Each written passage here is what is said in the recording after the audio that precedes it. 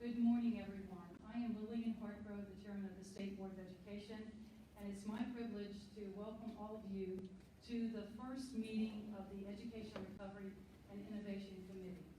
And I want to make sure, even with this mask, you can hear me clearly? Okay, with the microphone. I also want to congratulate each of you on your appointment to this commission, either by Governor Lee, Lieutenant Governor McNally, or House Speaker Sexton. Public Chapter 792 attaches you to the State Board of Education administratively.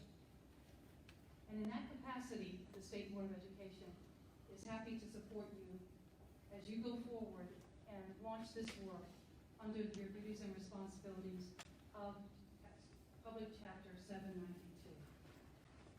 It's also important to stress to you that we are thrilled to support you in that capacity, but also want to make the distinction that we are strictly to support you administratively unless you want any other type of support from us.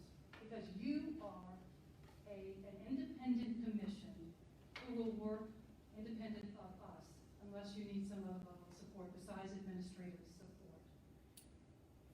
I think you will find, and I have every confidence in the world, that you will be impressed with the professionals that we have assembled from the State Board of Education to support you in this work as you move forward.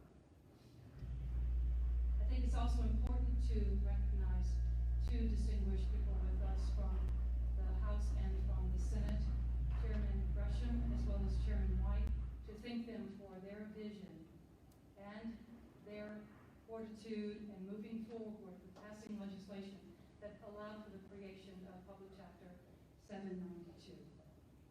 The creation of this independent commission is critically important to all of us in education. This is slipping. To all of us in education as we look at the effects of COVID-19 as well as the tornadoes that occurred in the spring, the effect on the outcomes for our students in Tennessee. Equally important is looking forward to the results of your work that's entrusted to you with regard to assessing and determining what are the other ways that we can ensure that students in Tennessee will not lose ground in the future because of any other health crisis or natural disaster. I want to tell you also that on behalf of the State Board of Education, this is what I don't know about masks, that we are eagerly awaiting the results of your work. We will be patient in that process because we know it's going to take time. I think you have about 20 months plus to complete your work that's entrusted to you on this commission, and we will certainly wait patiently, but we are looking for that information to inform our work at the State Board of Education, and I know that the other education partners in the state are equally looking forward to the results of your work. So thank you so much for your service. I know you'll have a great meeting, and do not hesitate to call upon us and let us know how we can support you. Thank you. Now I'm going to turn it over to Nathan for the next agenda. Do you need a microphone? I think that one up there is fun. What we're trying to do is bring it up on the website as well. So I'm Nathan James. I've gotten to spend time with each of you on the telephone. I appreciate that, and I'm extremely excited to be given the lead for the State Board of Education staff on the facilitation of Public Chapter 792. And for some really interesting reasons. I guess I've been around the process of lawmaking since 1998, and I've never seen a commission created or a task force assembled with a more pertinent mission. And I'd like to read through some of the statute there for you. You got your whereas clauses. That's whereas the events of 2020 related to COVID-19 pandemic are expected to affect the students of Tennessee for at least the next 12 years. And whereas COVID-19 pandemic has revealed the need for flexibility in how education is delivered to students now and in the years to come. And whereas the state of Tennessee has an obligation to be prepared to educate its students in any event, including natural disasters. And whereas the state of Tennessee must prepare its students for productive citizenship, be it enacted by the General Assembly of the state of Tennessee, that the Tennessee Commission on Education Recovery and Innovation Education is created to examine the short and long-term systemic effects of COVID-19 pandemic and of the natural disasters of 2020 have had on the educational systems. Now here is the major clause. It's the reason why you all are excited to serve here, and it's the reason why you have been selected. The Commission shall advise and make recommendations to the General Assembly, the State Board of Education, the Department of Education, the Tennessee Higher Education Commission, the state institutions of higher education, on strategies to close educational gaps resulting from these school closures, and to examine the state's educational structure from kindergarten through career. Now that little sentence right there kind of says it all.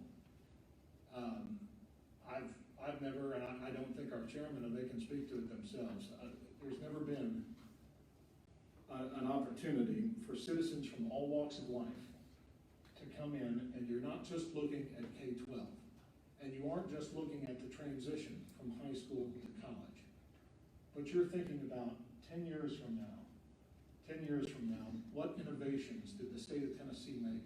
What did we do to make the delivery of education the best it could be for all of Tennessee's students?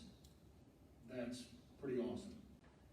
And with that, you can see I get a little excited about the service to this commission. So the composition is 3 persons appointed by the governor, 3 by the Speaker of the Senate, the Lieutenant Governor, and 3 by the Speaker of the House of Representatives. In making decisions, the appointing authorities should strive to include directors of schools, whom we have here, should strive to include leaders of higher ed institutions, educators, community, and major business leaders, and we have all of those things. In the event of a vacancy, the respective appointing authority shall appoint someone else to fill the vacancy. And here it gets to our deliverables as well. So the commission shall submit an initial assessment of the effect the COVID-19 pandemic has had on Tennessee's educational systems to the General Assembly no later than 1 January 2021. The commission shall submit a report on the commission's actions, findings, and recommendations to the General Assembly no later than January 1st, 2022, and shall submit a final report on those same things on the 30th of June of 2022. It says the commission is administratively attached, and our executive director, Dr. Sarah Morrison, is here. The next section requires that the executive director of the state board or designee shall call the first meeting of the commission, at which time the commission shall elect a chair, and we will do that this afternoon. And that the commission shall meet at least quarterly, give public notice prior to each meeting, and ensure that all meetings are open to the public. This we will do. Unfortunately, it also then says we can't reimburse you for your travel. But the bill had to get out of the Finance, Ways, and Means Committee, and that's the way it went. So the commission will cease to exist on the 30th of June, 2022, and the act itself will be repealed at that point in time. So I mentioned Dr. Sarah Morrison, who's our executive director, and the next item on the agenda is introductions. So I'd like us to start with Chairman Hartgrove of our State Board of Education and go to Sarah, and each one of you to introduce yourself and share just a little bit. Madam Chair. I think we're going to need the microphone. Might need to, yeah. Pass it around.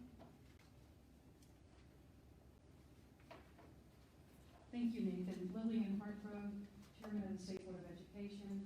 I've been serving since 2014 and was elected by the other board members to serve as chairman in 2017, as vice chair, and then as chairman in 2018 to the current time period. Sorry about that.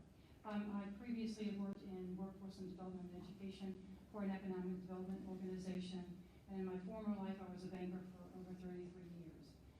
Prior to that, believe it or not, and I'm showing my age, I actually taught school in a very rural district in another state, Mississippi to be exact. So I'm excited to be here, and I'm very much looking forward to the results of your work. Thank you. Great, thank you, Lillian. Sarah Morrison, I'm the Executive Director of the State Board of Education, as Nathan said, and like Nathan and Lillian, I'm just thrilled to have this group together. I don't know about you all, but I've been looking for something positive to channel my energy into the last few months. There are are a lot of really heavy things that we've all been trying to address through the different roles that we play. And I think this commission, more than anything that I'm a part of right now, has the potential to really seize the opportunity that something like the pandemic presents us. In education, we need opportunities and excuses sometimes to think outside our boxes, and I think this commission, more than anything else, again, that I see happening right now, is going to give us as a state the ability to really take the silver linings and the opportunity that we can find in education to build back stronger than we started. So I really look forward to the contributions that all of you will make today and over the course of the next few years. As we go around, if there's a question that you have that you want to throw out onto the table, or something that you want to say kind of about the role of the commission or the work that excites you or that you are wondering, feel free to add that in so that we can make sure to address your questions and your thoughts as we go throughout today. Thank you, and good morning. I'm Glenn Swift, and absolute pleasure to be with you. If you happen to note that my resume, you'll see I've retired a lot. So why in the world would I come back again at my old age? But we're actually building a new house in Knoxville, so it just wanted to, absolutely, because I have a huge passion around our underserved, especially the underserved children, and bridging that gap from where they are to the opportunities in our wonderful world that we have. And so I've had experience in big corporate. I come from big corporate. By the way, I'm born, raised, educated at Tennessee, and then retired. The first retirement at 55. I came back and joined the faculty at the University of Tennessee. Had a wonderful time there. Spent 10 years with Tennessee Cheese, supported that from started in Oxford Cheese. So glad to be with you. Hopefully I can find a place I can contribute.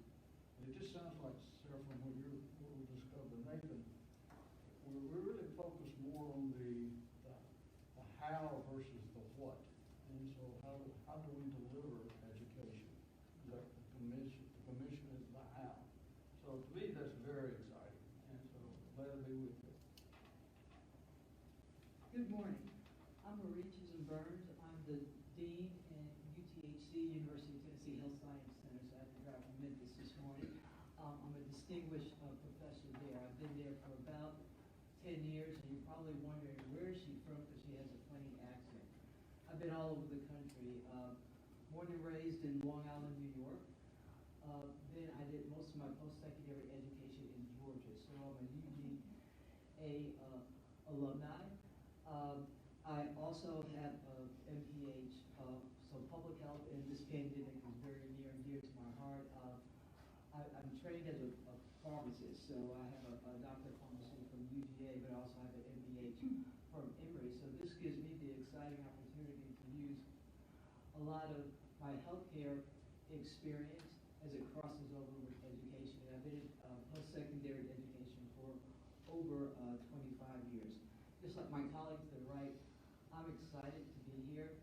Unlike my colleague to the right, I don't know if I'm ever going to get a chance to retire.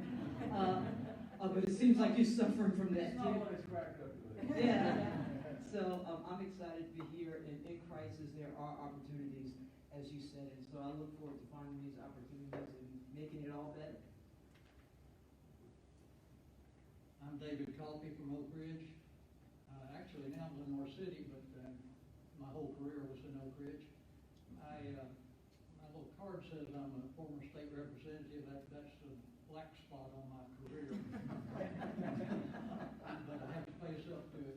I grew up in Bristol, had my career in Oak Ridge, and tried to retire from there. McNally talked me into going into the legislature. I served 10 years there. Came out convinced that the only big thing that we could do to really help Tennessee, we do a fantastic job otherwise, but the only big thing we can do is in education. And since that time, I've played McNally, of course, and I've continued to work with a professor of education, now retired professor of education, who gives me background information. And I'm still excited about what we might be able to pull off. I'll be amazed if the legislature will listen to us, sir. Absolutely. And I'm Mark White. My home is in Memphis, and I came up last night. Since I'm up here so much anyway, I have a place to stay.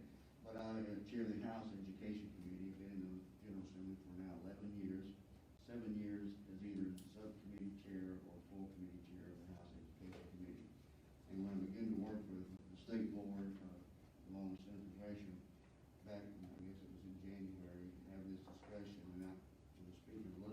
save my comments for then.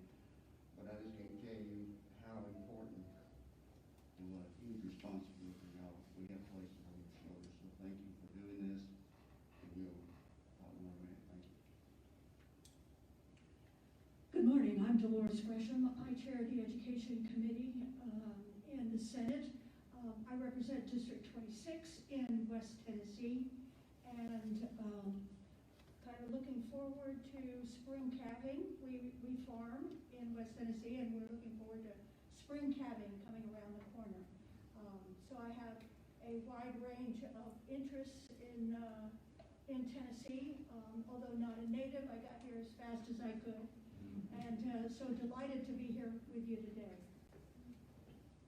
Oh, excuse me. I'm sorry, I forgot to mention that I have with me my right hand and my left hand, Michael Marin and Chase Engel, who are sitting behind me here. They have a reputation for keeping me on course, on task, and on time. You're very fortunate to have two people to do that. I didn't bring anybody. But I'm Frank Rothermill. I'm a general contractor from Knoxville, Tennessee.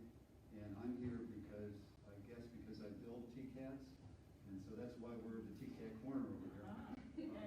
Very interested in education, lifelong learning, and my wife was a school teacher. So I hope to be able to add something. Well, good morning. My name is Yolanda Jones, and I am blessed to be the president of the Tennessee Colleges of Applied Technology in Covington, Wrigley, and New Bern. My passion is education. My journey to this point evolved many years ago. I am an Air Force brat. I was born in the Philippines, but my dad was always focused on being better. My desire was always focused on being better. For me, serving students is one of the best things that we can do through motivating and meeting them where they are. I was that student that needed that extra push. I was that student that said, if someone in my heart tells me that I can, I can. So I was blessed to be surrounded by people that pushed me and that believed in me. And I truly believe that serving on this commission will give us the opportunity for those to set a path to not only strengthen, but to create ways of how, but also create other ways on what we can do going forward to lift our students up and serve them in a better capacity. Thank you. Hi everyone, my name is Tara Scarlett. I'm with the Scarlett Family Foundation. And we serve Middle Tennessee, so the heart and soul of what we do as a foundation is tied to a 4-year scholarship for kids to study business or STEM. We also quickly realized that kids weren't ready for college and career, so we spend the majority of our time working with nonprofits, helping kids become college and career ready. And while we do focus in just across Middle Tennessee, my heart and soul is in this state. I grew up here in Nashville. I am on my second career. I didn't actually retire, but I moved from corporate marketing into philanthropy now. And this is a very, very important part of our future as a state, not only for the kids, their families, but for our economic prosperity. When we think about the other states around us that are beginning to beat us, like Mississippi, this is a challenge as we think about the typical competitiveness that we've had in the state. I can't tell you how inspired I am by the General Assembly leaning in on this issue and how important it is. Because there's going to be a lot of people talking about the recovery efforts and what's happened in the past and why someone didn't do this or that or the other thing. And this is our opportunity to say, yes, let's assess where we've been, but more importantly to me, where can we go? Someone mentioned earlier about this concept of in the midst of a crisis, there's always opportunity. It's 150% true, right? Anytime there's a crisis, and for those of you that live in business or even in education for that matter, you recognize that. And this is our opportunity to help the General Assembly and certainly the rest of the state and our students drive forward. I'm going to share one story with you that I heard yesterday, just to hammer this point home. I was talking with a woman whose friend is a grandmother. She's 70 years old. She's married to a man who has Alzheimer's. Both of her sons are dead, one of her sons was married to a woman who's also deaf. They had a child, and he's 7 years old. He's now living with his grandmother, who's 70 years old. She has just realized, because this child has been in her home, studying remotely, this is in Nashville, that her child, who's 8 years old, cannot read. So you think about it, if you've got kids, grandkids, and you realize that they're in 3rd grade and they can't read, this is a massive problem. And I think this group has the opportunity to propel us forward and get over those giant hurdles. My name is Joey Vaughn. I'm the director of schools in Manchester. I'm a lifelong Tennessean. It's kind of funny. My career has been spent in education. I knew when I was 5 years old that I was going to teach. In that time, I've taught. I've been an elementary principal, a middle school principal, high school principal, and I teach adjunct. So the gamut, I still run, and I love every day.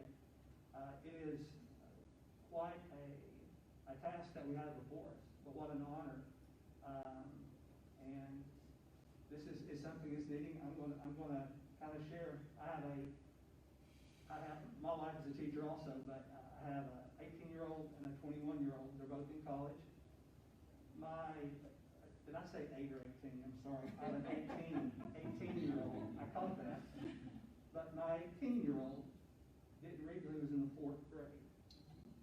And he read because we took time, and it wasn't easy. But everybody learns differently. At elementary school, I truly believe that if kids are healthy, happy, and safe, they're going to learn. At the secondary level, honor, dignity, and respect. Those are, you got to push those things with our kids. So, what an honor, and I appreciate the opportunity and look forward to working with you. Well, my name's Chris Jones. I'm a lifelong Tennessean. I grew up in Oak Ridge, Tennessee. I remember David Coffey's name very well. I'm not an educator. I'm a cardiologist. I'm chief of staff at Centennial Medical Center. I'm very humbled to be part of this group and honored to help in any way. My kids all attended public school in Tennessee, as did I, and it served me well, and I hope to give back in any small ways. I'm very honored to be part of this group. Thank you all. Nathan, I don't know if Mike, but Todd Dixon's not here. I'm just thinking absentia, we should mention the last member. Yeah. You've got the microphone, would you just mention the last member? Hi, You everyone. know Todd, so I'll give it to you. I'm Angie Sanders. I'm the General Counsel for the State Board of Education. I'm excited to be here as a member or as a member of the staff of the State Board to support you all in any way we can. I've been the General Counsel of the State Board for about 3 years, and I've been practicing education law for the past 9 years. So this is definitely a passion of mine, and excited to support you all in any way I can. And we only have one absence, and that's Sarah will introduce I'll him. probably botch this because he's got a very impressive resume like the rest of you, but Todd Dixon, who is the head of schools and founder at Ballard Collegiate, a charter school in Nashville, they're on fall break this week, so I hope he's taking some much deserved time with his family this week, but he is also a member of this commission, and I know is looking forward to joining all of you. It's a really impressive school. If you haven't been to visit Ballard, they do some really wonderful work bringing students of all backgrounds together, and their socio-emotional programming is something that as adults we should model and learn to utilize. I look forward to his participation in this group as well. Casey Griffin on our staff is up here, and you'll hear from him, I'm sure, over the course of the next few years. We're going to hear from Sharon and Leah from SCORE. Jay, you all want to introduce yourself real quick too? We can start.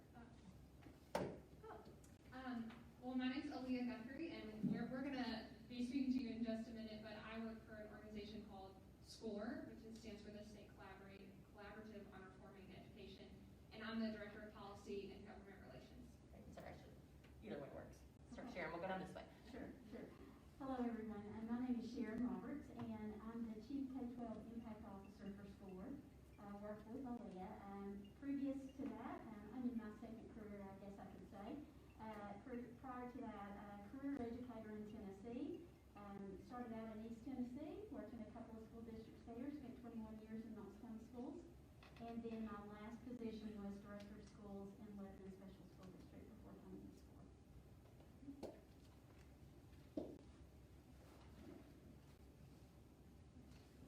everyone. Jay Klein. I serve as the Director of Legislative Affairs at the Department of Education. So work with our chairman very closely over here, and really excited to support the State Board staff and this commission as you all move forward.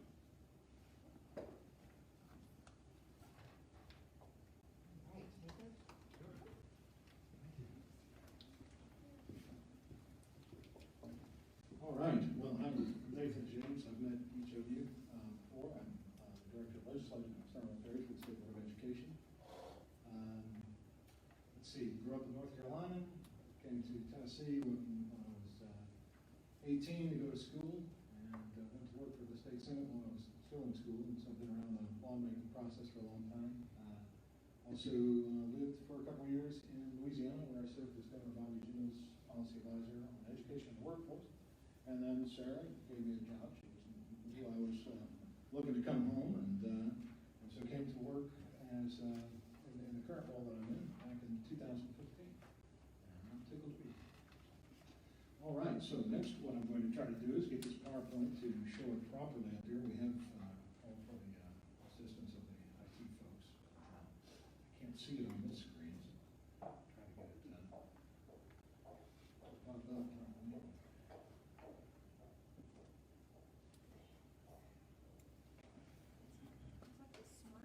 Smart board, so I think you just have to turn off the smart thing.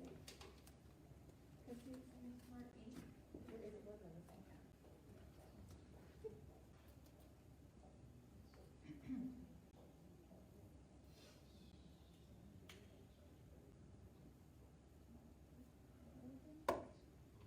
We do have all the hard things in front of us too, so why don't you start?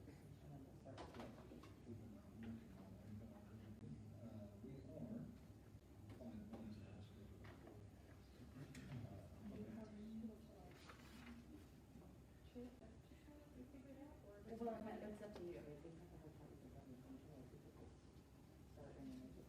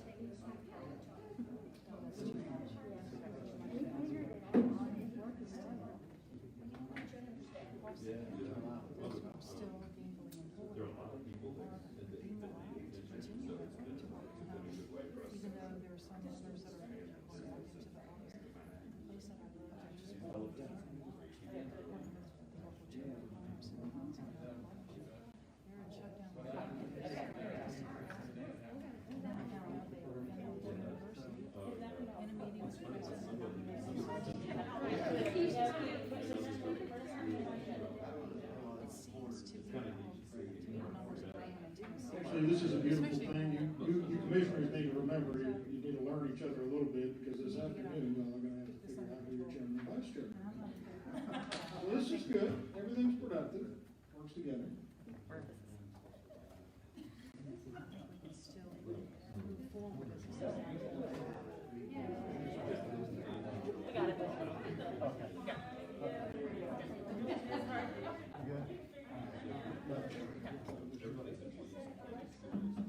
Okay. All right. I think we're rocking and rolling now. So, Dr. Morrison was just saying that the use of technology has something that has increased a lot during this pandemic and taught us to persevere. So, again, my name is Aaliyah Guthrie, and I'm so excited to be here with you today. Sharon and I work for SCORE, and SCORE been around since around 2009. Oh, I have to stay over here so you can hear me. And I think that our real purpose here today is to give you some history. So what has happened in both K-12 and post-secondary over the last decade, and really a little more than a decade now, so that as you are taking this charge from the public chapter that passed, that established this commission, that you kind of have that framework in your mind of what you're working from.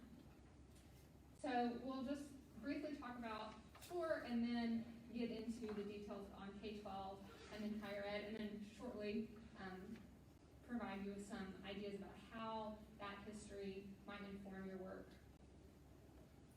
So as I said before, SCORE is a nonpartisan, nonprofit research and advocacy organization. We were founded in 2009 by former U.S. Senate Majority Leader Bill Frist.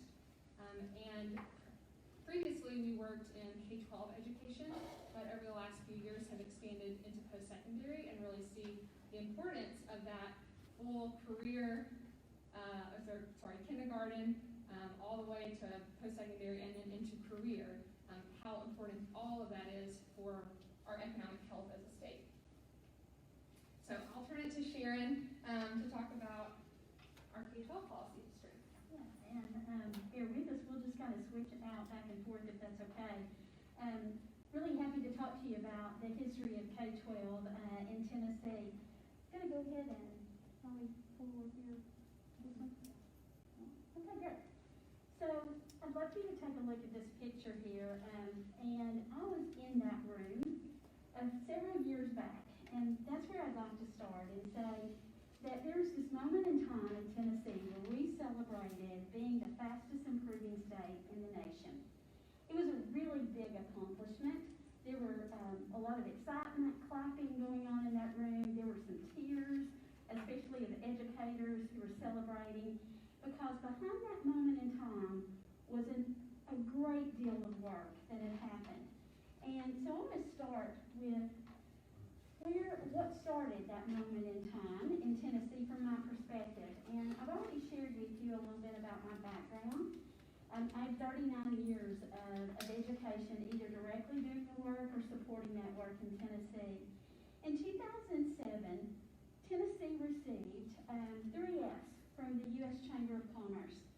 That was a pivotal moment for us. We received an F for truth in advertising. And what that meant was we got poor marks from this national report on the credibility of our student achievement scores. While the state, through its state test, was talking about and sharing really high scores of its students in achievement from the 2005 math and reading test, much smaller percentages were being seen on a national exam. And that exam is called NAEP, the National Assessment of Educational Progress, in the same year. What that meant was we weren't being honest with ourselves or with our students and our families about whether they're prepared or not for college and career. These results were even more startling when you looked at subgroups of students. And we also received low marks for having our students being ready for post-secondary and workforce. Only 62% at that time received a diploma within 4 years, as compared to 70%, the national average. And only 30% of those students who did finish high school in 4 years went on to college or some kind of post-secondary. Governor Bredesen at the time, his charge was to lean into this news. And he began a very thoughtful conversation across the state about this. He brought business leaders together, state leaders together, community leaders together. He invited superintendents. I happened to work 30 miles outside of Nashville at the time and went into many of those meetings and listened to the conversation. It was more about not just increasing our score from an F to a C or something higher than that, but it was really about what do we need to do as a state to change the trajectory for our students, which would impact our economy. So, looking at the timeline over the last few years, after we got those 3 Fs, I'm going to be referencing the yellow in a few minutes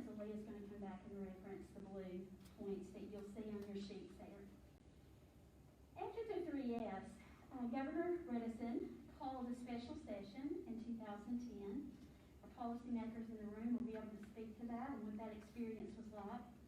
And out of that special session came the First to the Top Act. And it really focused on ensuring that we had rigorous academic standards for our students with an aligned assessment, and that with our teachers, we were supporting them. And we were giving an annual teacher and leader evaluation that looked at improving the standards for that, but also tying it to student growth. And that was a change for us. We had not done that. We had not had annual evaluations for our educators in the state at that time, and we had never looked at it being linked to how our students were doing. We also really focused during that time on school improvement, and that's when the Achievement School District was started. I want to call out that work, even though there's just a few points on this page, there's a whole lot of work and a whole lot of other things that happened with regard to that. But one of the key things we learned at that time was we needed to support our teachers and our school leaders better. And so the state at that time did a monumental task of training over 60,000 teachers in the state who went back in their districts and trained other teachers to really know and understand the standards that we were asking of our students. I'll call out on this slide the importance of another key milestone.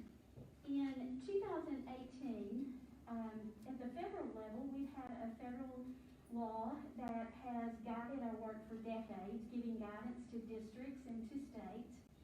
And during that reauthorization of the law, which turned into the Every Student Succeeds Act, one of the things that I think was powerful about that moment in time in Tennessee was there was broad stakeholder engagement in that work. We brought lots of people together to talk about the guidance from the federal level and really look at making a plan that worked for Tennessee. And the power behind that was that we came out with one of the highest rated plans in the country. And we're really proud of that work. Another moment in time that I'd like to share with you is in December of 2018, I remember being at a conference and having a superintendent that SCORE works with really closely in some literacy work that we've been working on over the last 5 years, gave me a call and he said, "Have you seen this study that came out of Stanford?" I had not seen it at that time. And I said, "Tell me about it." And he started telling me, and of course I went out and I tried to find it immediately and look at it. He was able, through the information that was put out, to really drill down to his district and pull it out and see that his district was an outlier. And it was, in a good way, an outlier. And he was really excited about that. What this report was Sean Reardon was a researcher out of Stanford, and he looked at growth models across the country, and he came out with sharing some information about states, and you could drill down, like I said, to districts and schools in his work and see how they were doing. You'll notice when you look at this, many people refer to it as the bastion of green and sea of purple. Do you see how Tennessee stands out there? Green is good on this kind of map. And so it was a moment in time that showed that Tennessee was a standout for progress. People were looking at what we were doing and asking questions about how we had gotten to this place. I will say that this map represents 3rd through 8th grade, math, and ELA.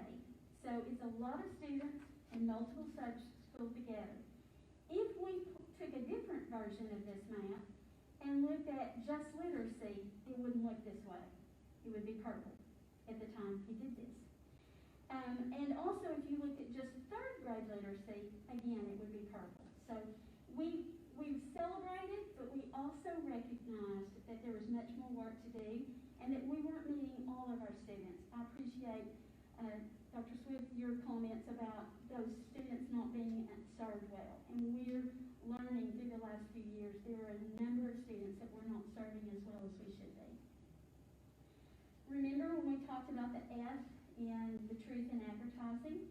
Well, the most recent NAEP data that we have in 2019, we see that we're closing that gap, that honesty gap. We now, with our state assessment, the last year that we have data for in 2019, you can see from this graph that we are now mirroring the NAEP national assessment of educational progress. We're being truthful, much more truthful, about how we're preparing our students for the next steps. We've made tremendous progress as a state in policy and practice over the last more than a decade. We know that policy builds the system, but our educators, our teachers, our school leaders, our superintendents, district leaders really do the daily work to support that policy on the ground.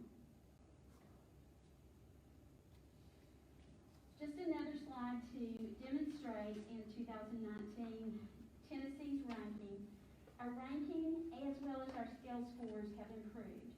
We're now as a state, though when we started this work in the lower or upper, whichever way you want to look at it, 40s, we're now near or at the national average scale score across every grade and content area. So we're in the middle of the state.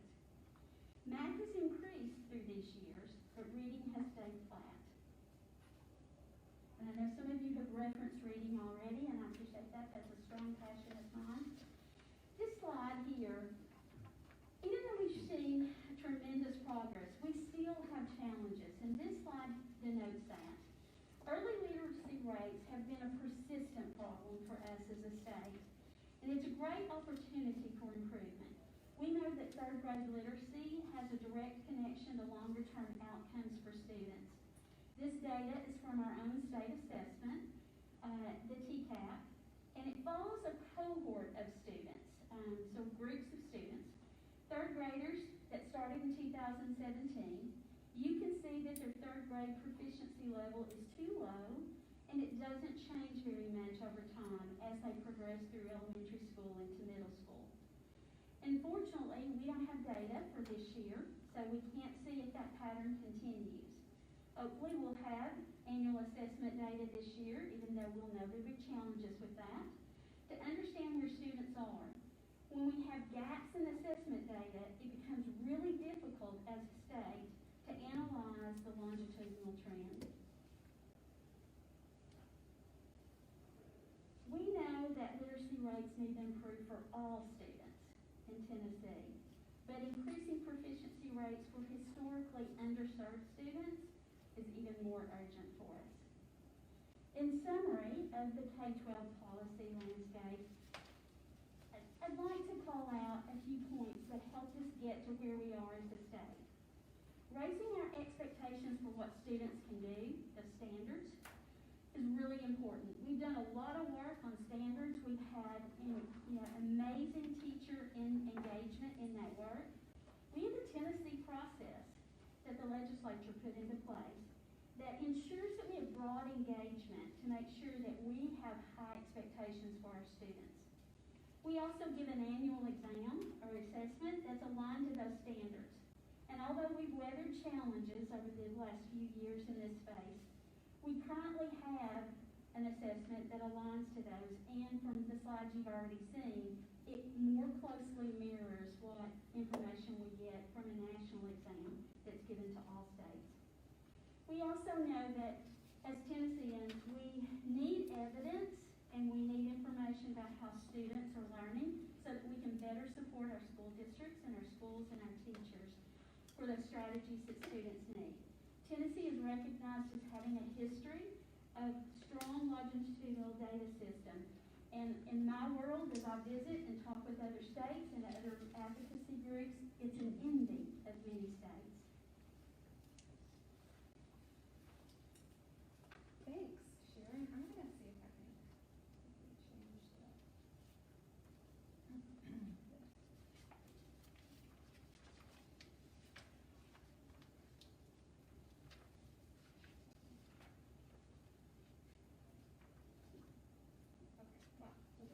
Keep going.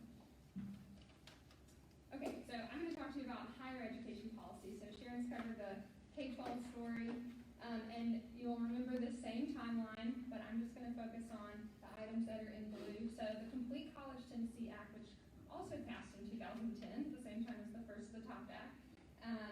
This established our outcomes-based funding formula, which really shifted the focus from funding universities and colleges based on enrollment, and instead funding them based on persistence and completion evaluation. So it's about student outcome. So if you fund colleges based on enrollment, then they're going to get really good at enrollment.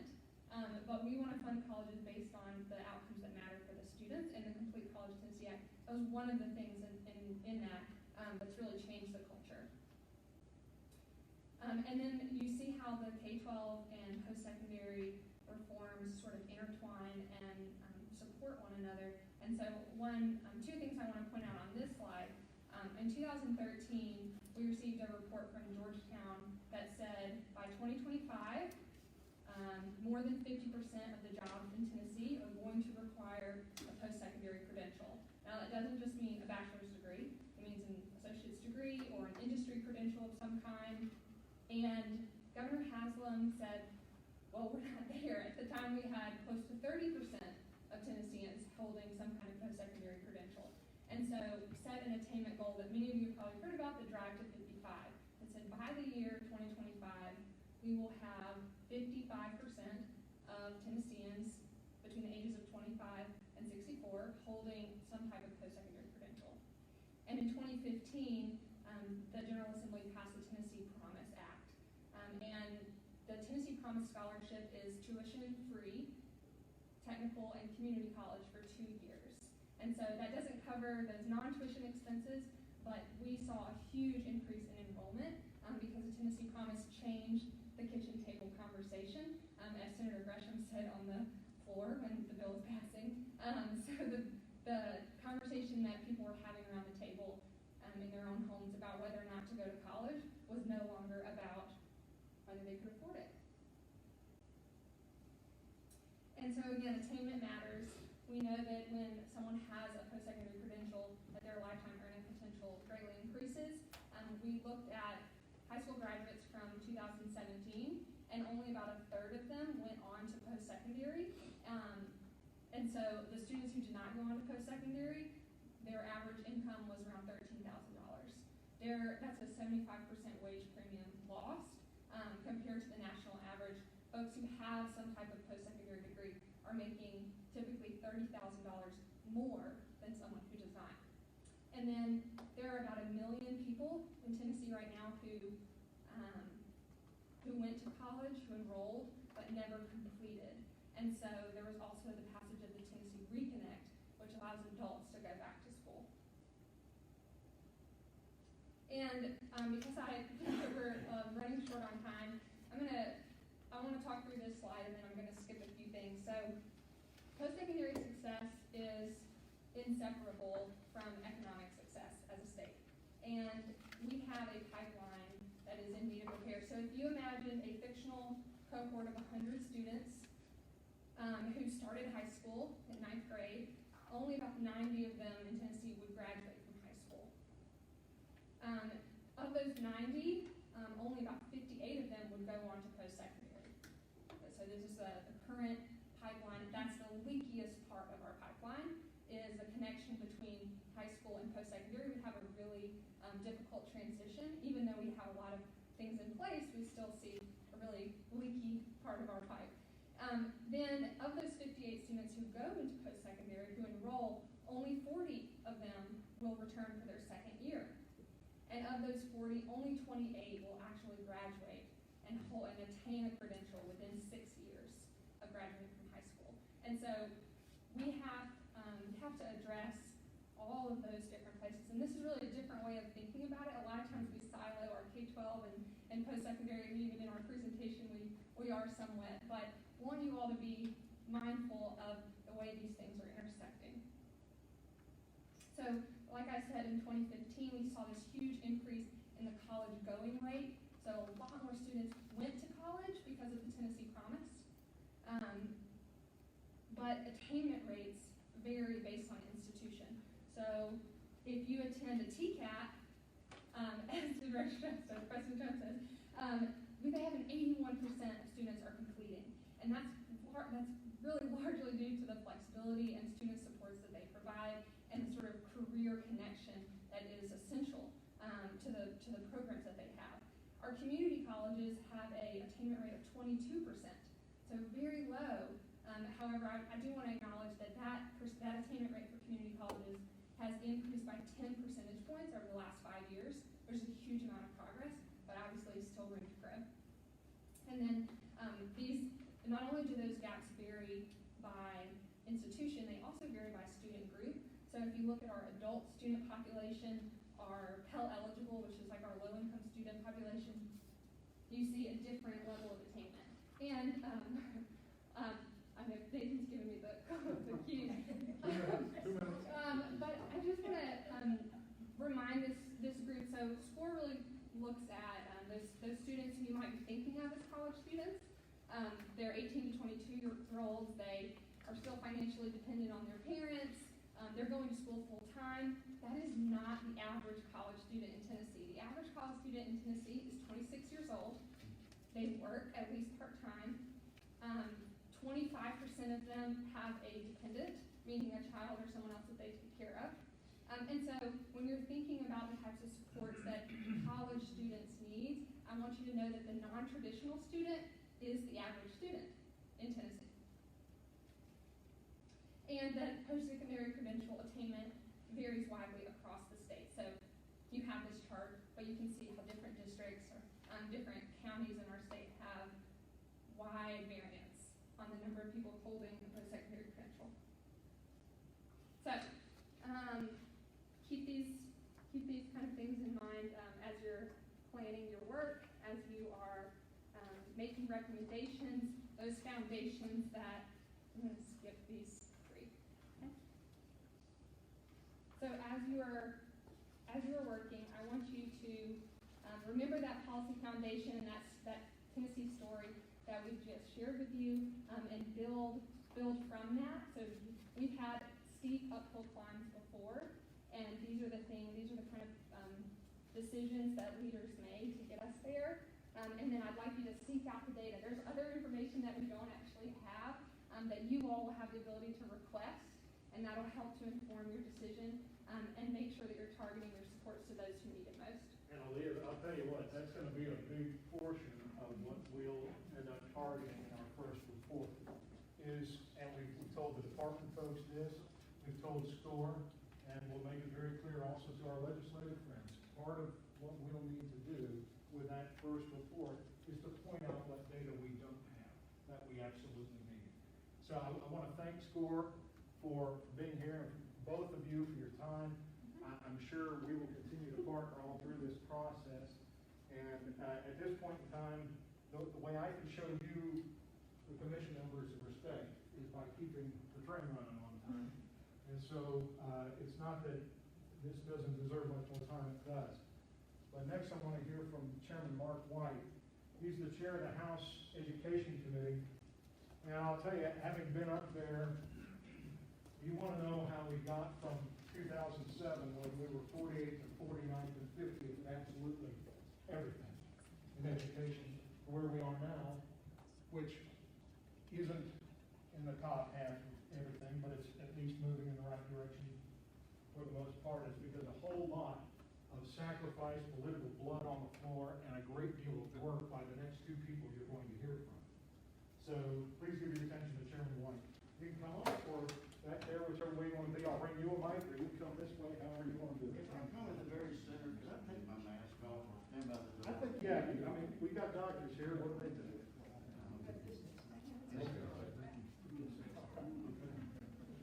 With the glasses on, it fogs you up for one thing. Yeah, I think so. Just, you hang there, I'll go over here. I can't express myself with my mask on. It's confining and whatnot, but thank you so much. I appreciate the invitation, first of all, by the State Board, Nathan and Sarah, and all to get to be with you today. And I wanted to come, drove last night, I wanted to come because we started working on this piece of legislation back in, I guess, the end of January, February, and then, of course, we had to recess our legislative thing in March the 19th, I believe, we went back in June. But we kept talking about how important, if we could get one piece of legislation out, this is the one that we really need to get out.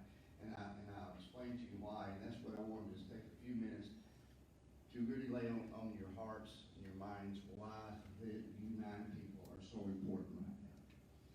When I came into the legislature back in 2010, came in and really had a good time at the coffee because we had a vision, we had direction, things started clicking in the educational process during that time. I was able to carry the legislation in 2011, and we took the caps off of the charter schools. And this on and on, and so many things started happening. We had that out, and we expanded charter schools, and we became the fastest improving, and we developed higher standards. We had accountability, and we were assessing everything, and the data was coming back in, and we felt good about ourselves. Thought we were moving. Among serving on the SREB board, Southern Regional Education Board, of 16 southeastern states, and when we go to our meetings twice a year, they would say, "What are y'all doing in Tennessee? Why are y'all making such rapid gains?" And so it was nice to sit around the table and just listen to all this. And so we were, but lately it seems like, like I said, I've been chairing the Education Committee now for 7 years, subbing or full, and I see that we are really challenged right now. One reason is we're challenged by the legislature, Mr. Coffey, as you said. One of the biggest challenges is how you go get the legislature to listen to you. Well, that's one of the things that's very important. You have to be very focused on what you're doing, because we have 132 members, House and Senate. And right now, with the disruption that's going on in education, and it's not all just COVID. COVID put a big exclamation mark, but it's also political.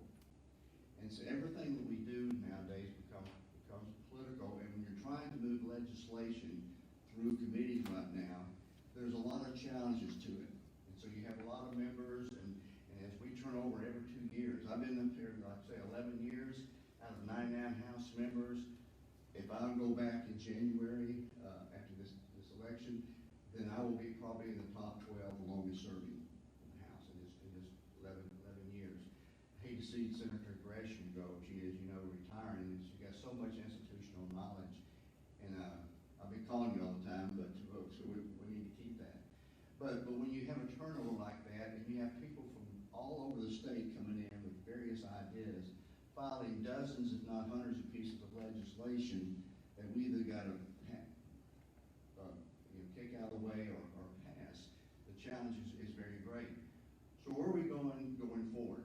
And let me tell you a story too. One reason why education is so important to me, when I graduated from U of M back a long time ago, and as a BS in education, in my first 5 years I was a teacher and a principal. So seeing the value of education, working with kids, elementary as well as junior and senior high. And then about 20 years ago, I started a program for children in the country of Panama. Went down there and just fell in love with the country, with the kids, and but we were working with kids that grew up on dirt floors. With very little educational opportunity. The country down there has a school system, but if you don't have any money, you're really kind of out of luck. And these were $2 a day people. So I began to work with these children all down the Pan American Highway from Panama City all the way to Columbia. Children who grown on dirt floors, no opportunity to go to a school, so we started a scholarship program for them. It's to give them opportunity to keep them in the school system that they had. And it was very challenging, but we had lots of rewards. Tell you a lot of them, but one that really stands out, one young lady I met when she was 9 years old, living on the dirt floor, no father. Most times there's no father in the home. That's another issue we could talk about all day. But she, no educational opportunity. We kept her in school, and then she went on, graduated from high school, which is an oddity for girls in Panama, especially in that poverty level. But she went on to university work, and now she's on her second master's, living in Spain, on her second master's. She got a scholarship from the Panama government. So the education, this is the opportunity to change her whole pathway. And we know that that's true. And right here in Tennessee, where are we going to be in the next 5 years, in 10 years? We're going to have the disruption of the COVID. I'm from Memphis, and I can tell you, knowing 50 years living in Memphis, that this virtual education is going to show up in our inner city kids in the next couple of years, and they're going to be behind. Live long enough to, I can say that, and I will say that. I hope I'm wrong, but I believe that to be a fact. So where are we going to be in the next 5 years? We've got to have a strong vision. And that's where y'all come in. We can try to set it in the Department of Education, we can try to set it to the governor and the legislature, but there are gonna be a lot of ideas hitting us in the next couple of years. So we need a vision, where do we wanna be as a state? And where do we want our children to be? And you're gonna have to make some hard decisions. And, you know, there's this tremendous pushback, oh, it's too hard. Well, we could go back to where we were in 2007 very, very quickly if we're not careful. But I just want to lay the challenge on you. I'm here to help. I'm hoping I get past November 3rd. We're all challenged during these election cycles. But we're going to continue on next year and in the legislature, try to do the right thing. Mr. Coffey, you've been there, you know what I'm saying, and so you can kind of help guide the group on how to move forward with the legislature. But I'm here anytime. Any questions for Chairman White? I think that was just really helpful as we think together about setting a vision and the role of this commission. But while we have you for a few more minutes, any questions? Chairman, The one point you made, I thought, Chairman, and thank you for being here, was that it is hard to get things passed. What are the kind of things that really resonate with the legislature? What gives a bill a spark so that it gets the attention of the members and is able to make it through? Very good question, and I'll let Senator Gresham weigh in on that also. I think that the challenge that we've had this past year, in the last couple of years, is, you know, when you have legislators coming from all various parts of the state, and they're hearing things back home, we have 147 school districts. And one size doesn't fit all in many cases. You know, we've got to have a vision of where the direction we want to go. And so we're challenging, some people don't want as much accountability, or they don't want some of the testing and things like that. So we're challenged with weakening in those areas. But the things, if it's a well-written piece of legislation that is really focused on what you want to accomplish, like right now, the early childhood literacy. How do we make sure that children are in the third grade are reading on third grade level? That, we had that bill, it got delayed because of the virus when we went out. But that was a very challenging, it still is a very challenging piece of legislation. It's, you know, the idea of the concept you all get, but how do you write it to where it will be effective if you're not just wasting money? So, Senator Gresham, I'll let you kind of weigh in on that question also, if you would like, for the legislature. Yes, sir. I'd like to ask one on that as well. House Bill 2229 was that literacy program. I forgot to send it.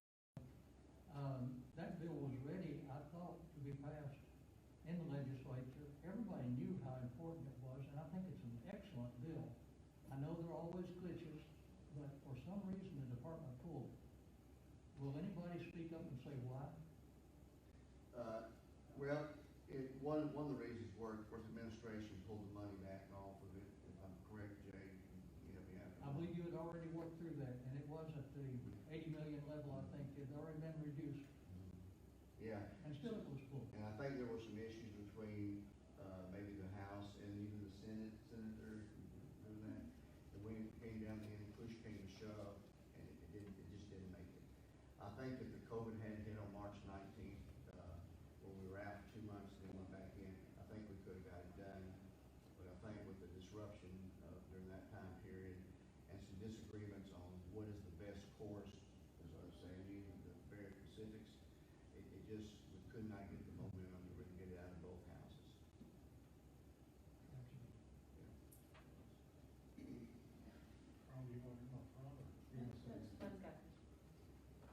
Just an observation, so y'all can help me out if you want to. It just seems like the focus up to now has been very heavily on the student in class proficiency. And yet our charter, as I read what I heard, is go through to career. And so are we preparing folks, Tennessee folks, to be successful in their careers, whatever their career may be? And it could be, they let them define it. That's all the question I used to ask my graduate students at UT is, are you doing what you want to do? And so I'm just kind of haunted by that. I didn't hear anything today about how we're doing in filling these jobs, things I'll tell you what, Commissioner, you're making an excellent point, and that's exactly why you were appointed. It is because this, you have to understand, I mean, in education, that there's separate worlds, right? Even in higher education, between the TCATs and the community colleges, between community colleges and four-year institutions.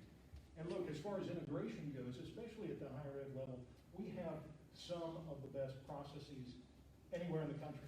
54 pathways you can start at any community college and go to any university in this state and stay on that pathway. Other states throw a party when they get 4 of those pathways. That is exactly what needs to be asked. We will, in the future, as a matter of fact, part of the process, once you all have decided, you elect your officers and all that, will be a lot of discussion with labor and workforce development, a lot of SICTA work where you're talking about exactly the question that you're asking.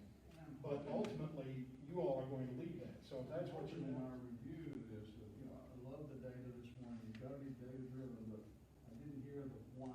Why are we here? Why, are we touching the hearts and minds and souls of our students at the second grade, first grade? Are we learning by doing it? So those are things that I'm listening for. And what can we do there? I don't personally believe it's about money, even though I'm naive about that. But touch the hearts and minds. If you want to succeed and I want to climb that ladder, I'll get there. Well, I'll tell you what, there are 3 things that bind Tennessee together that everyone has something to do with. One is roads, jurisprudence, and the third is education. No matter what, those things bind us Now, together. what university you go to or what program you go to, do you aspire to do more with your life? There's a world of opportunities. I'm not sure the kids today hear that. I think that's true. Now, I'm going to turn this over to Senator Dolores Gresham. And, but the short answer is, why do we educate? It's to make responsible citizens who can handle this republic. So you're talking about a set of principles here, a set of values, in response to your specific question. And it's that set of values that we look for. Someone once said, and I believe this to be true in Tennessee especially, is that what we have done in Tennessee is, number one, we've created a system of education for adults, not for children.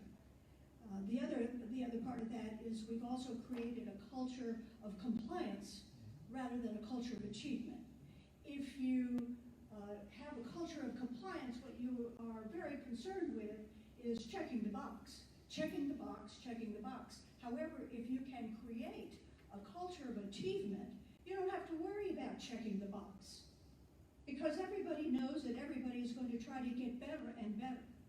The most important thing about that map that you saw a little earlier that had the green rectangle that Sharon talked to us about, the very important thing about that was about historic growth in student achievement. Historic growth. What that means is that not every kid in Tennessee is making A's and B's, but what it means is that every kid in the system got better. They got better. So at some point, we will be able to measure hard achievement and be competitive with the rest of the country. But right now, we're just looking for getting better every day. Anytime a kid makes an F and the next grading system, the grading cycle, he makes a D, hallelujah. We have gotten better. We have gotten better. So getting better is kind of the goal right now in the short term. We'll get there in the long term. Just a little bit about my experience in education in the legislature. I remember in 2010 when I got a call from the staff and said, the governor has called a special session. I said, what? Special session? Why? Well, he wants to enter a contest. Oh, good. That sounds great. Well, of course, it was race to the top. Well, as it happened, of course, we got first to the top. So $500 million came into Tennessee, and that was in 2010. And here we are, and 2/3 of our third graders are not reading at grade level. So we spent a lot of money, and we spent it well in a lot of places. Not saying that it was all wasted. But here we are in 2020, and 2/3 of our third graders are not reading at grade level.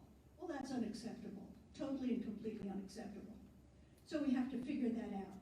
We talked to our folks at Vanderbilt about our pre-K and how we're preparing kids. And you probably go through that study so that you understand what's happening in K through 12 and our reading levels. As Sharon and Aaliyah were going through the timelines, I started having flashbacks. I was telling Mark earlier, all of a sudden I'm breaking out in a cold sweat because I remember the debates and I remember the pushback. None of these things happened without pushback, because there are folks in Tennessee who don't want anything to change. They like the status quo. They like where we are. They like this situation. And it is clearly, there is clearly a group that wants everything to stay the same. One of the things that was not on the timeline was the bill that repealed collective bargaining. And that was like a tsunami in Tennessee. And then the other one was tenure. When we revised our tenure, and that was also another tsunami, and you can imagine the pushback from that. One of my disappointments is, and it had great potential, was in the first to the top legislation, there was the plan for the ASD, the Achievement School District, which had great potential, but somehow has lost momentum and lost steam. But it lost momentum and lost steam on purpose, because there were folks who were working against it, constantly working against the ASD. So, and that's what happens, and you have to deal with that. As far as the legislature itself is concerned, as we go into the 112th General Assembly in January, you're going to have new people, again, as Mark was saying, especially in the House, with 99 people, and then you have a turnover. And the turnover over the last couple of elections have been major turnovers. So it's this constant, every 2 years, bringing everybody back up to date. So in January, what has come to happen is SCORE has a boot camp on education so that the new legislators as well as the veterans can refresh themselves, the veterans can refresh themselves in education policy, and the freshmen can get a look at essentially what you have seen today. It was, I think, a thorough briefing. I appreciate Aaliyah and Sharon for putting that together. What, of course, you don't see on the PowerPoint is what Mark was talking about earlier, the blood on the floor, to get where we got.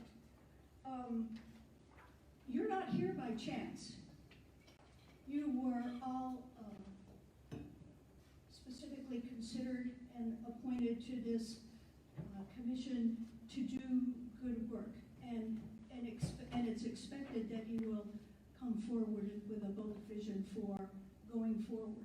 There is nobody in the state, nobody who is doing more important work than you are, than this group is, because you will establish the values.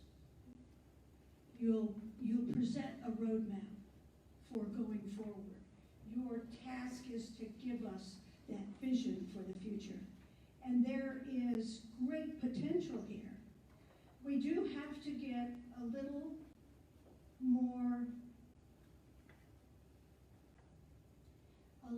harder, for example, in the way we expect things to be done and how we expect to spend taxpayer money. Complete College Tennessee Act was another tsunami because it changed the policy about how we funded higher ed.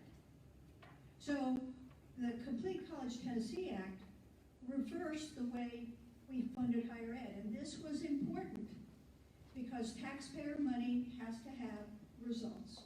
And so what we did was, rather than fund higher ed by counting how many people were in their seat on the second week of the semester, in fall semester, we counted on rate of graduation. We funded on production, on results.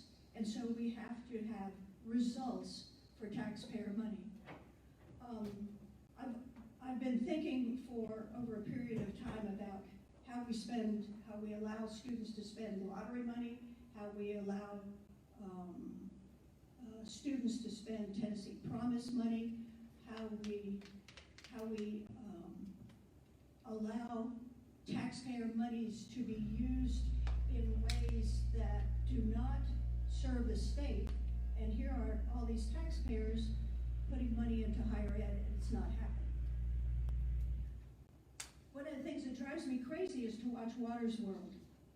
And there's Mr. Watters on the beach asking a co-ed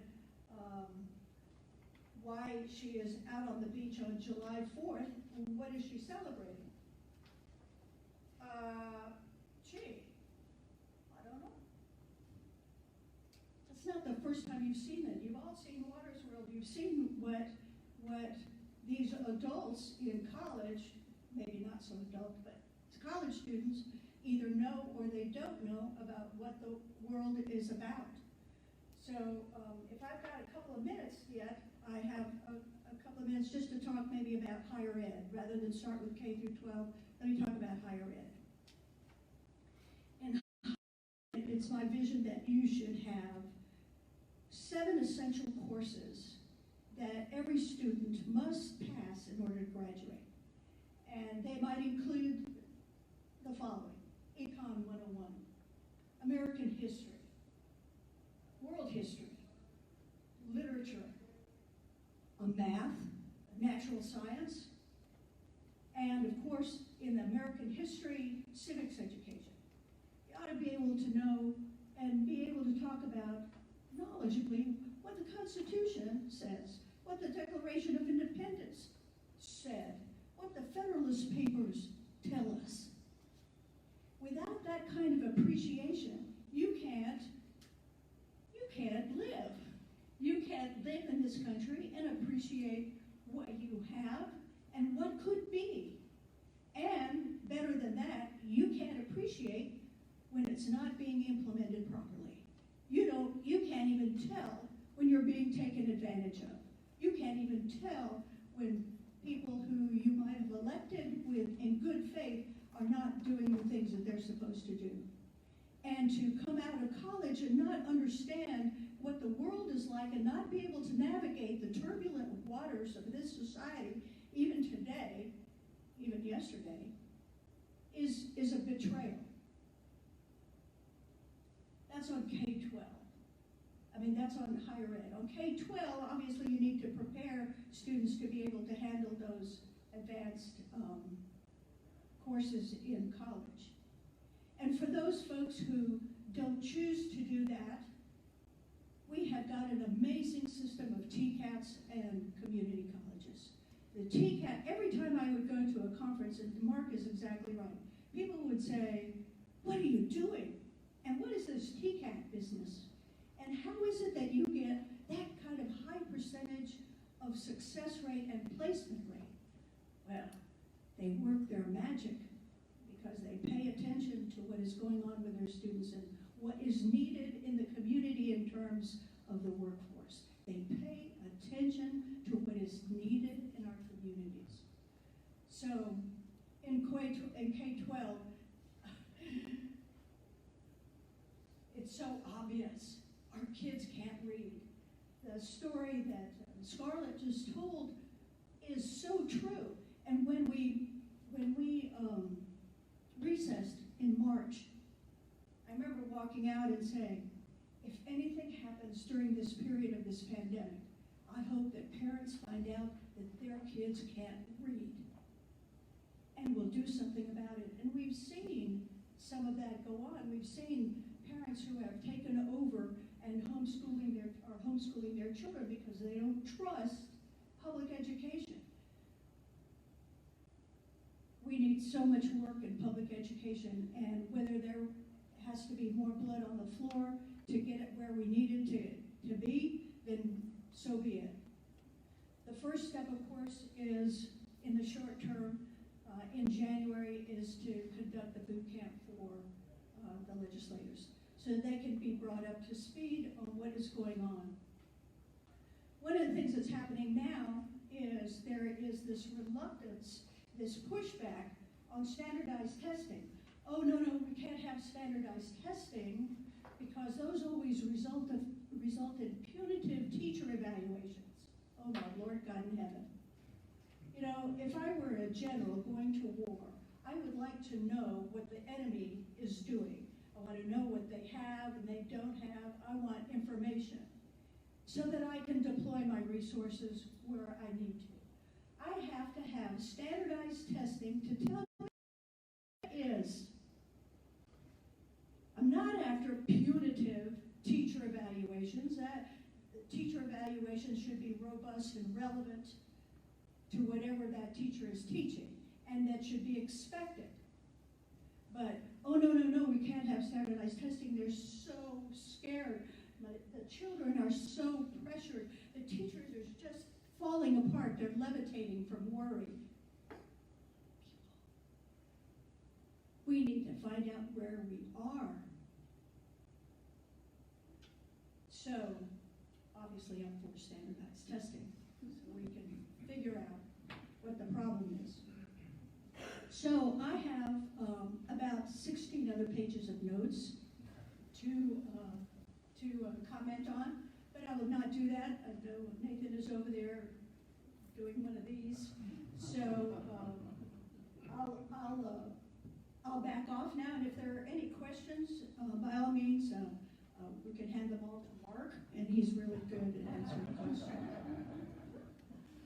I do want to say the work that went on in 2010 and on, that's probably the first time that I met Dr. Roberts. That was good work. I think sometimes in public education we will get started and something else will come and change. But the work that started in 2010 to about 2014, that was good work, and we appreciate that.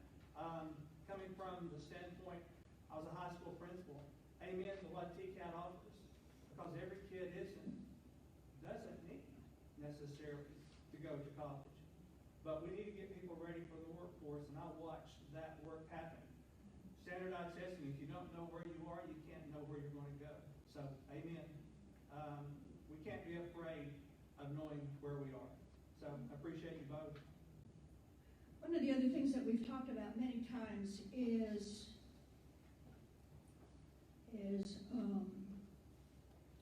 mirroring the work that we had done in establishing rigorous standards in K through 12, is to develop rigorous standards in teacher prep. One of the things that was suggested that never flew anywhere was that in order to go into education, one must have at least a 24 ACT to be a teacher. Well, you know, there was pushback on that. Heaven forbid that we should have a teacher that's 24 ACT, but nonetheless. But rigorous standards in teacher prep, and then follow-up. The State Board of Education has taken a real hard line on that, and we appreciate the work you've done with the teacher prep report card, which is just essential. Sarah and Mike Krause from THEC, when was it, last summer or summer before last, made the rounds to all of our public universities, having a conference with the Dean of Education and the President of the university. If the President of the university was not present, then they would not have this meeting, because they were going to go through what that teacher preparation program looked like and how it stood up against others. NCTQ, which is the National Council for Teacher Quality, did a survey some years ago, and of all public universities in the country on their teacher preparation programs, and most were found wanting. In fact, I think the presenter at SCORE that year said it was terrible. But there were 5 top schools, and I don't remember why. I remember Ohio State, Lipscomb, and Vanderbilt. got that report, we said, why don't we just go across the street and talk to the people over at Lipscomb and Vanderbilt and see what they're doing and then replicate it? Hello, let's not reinvent the wheel. We're already successful. Let's get it done in all our universities. So whether it's teacher prep or K-12 or higher ed, you know, the whole spectrum needs our attention, and it needs it now. And so I'm just delighted to be able to share some of my thoughts. And Mark, you have. I just want to make one comment to Mr. Swift. You talk about the vision. That's what I would like to see come from this group, a roadmap of where we want to be. And that's kind of burden of putting up on y'all. For can give you an example. Drive to 55. 55% of our people in Tennessee are going to be in college by the year 2025. That was a roadmap, a vision. And we can draft legislation around that. But if we don't have a vision and a roadmap, which is I feel like that's what we're challenged with right now, then 10 years from now, we won't be anywhere. What I've heard is, you don't see us going back and revisiting and designing those 7 courses. That's not our charge. Our charge is how I get people through the part and graduate and go on and get into jobs. So I can understand why your fellow congressmen can understand if we position this boot camp around how we help their constituents have jobs and what we're doing to prepare students from K through 12 all the way through. They should be able to sign up for that. I'm naive, I'm overly optimistic, but I also believe in being the hardest working person in the group. You're right. Rep. White, Senator Gresham, I don't want to compel you to answer these questions now, but I had 3 questions I was hoping you could think about and maybe get back to this group. One being the one that I asked Representative White earlier, is what factors lead to successful bill passage? The second being, how do we maximize the chance that our deliverables lead to action in the legislature? And the third is, which legislatures or legislative subcommissions or bodies are most likely to be at odds with this commission? If you could think about those and maybe. Well, I'll tell you one thing that you will find very helpful. Does everybody have a blue book? Which this year happens to be. I can certainly get on the blue book. I don't. So one of the great things about the blue book is that it has a profile on every legislator. And you go through and you look through there and you see where maybe what buttons need to be pushed. Because you see what their interests are, where their achievements are, where the part of the country they come from, how old they are, just almost everything about them on very succinctly. So then you know kind of how to approach it. The other thing is a challenge is to build coalitions, which when we first got the information about our 3rd graders, 2/3 of our 3rd graders not reading at grade level, Mark got on it right away and established a joint caucus on early literacy.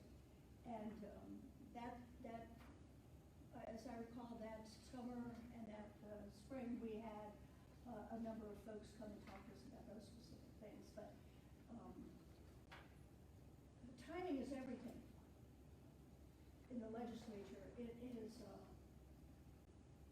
whatever might bring something to mind, to everybody's consciousness, to a high degree.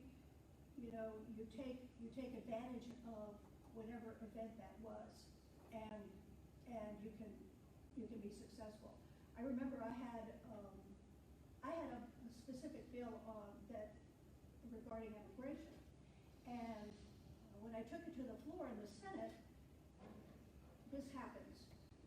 Some of my colleagues who had gotten pushback from home started opting out their counties. Well, you know, what good is it if you're going to pass a bill and it doesn't apply to anybody? So I tabled the bill. The following session,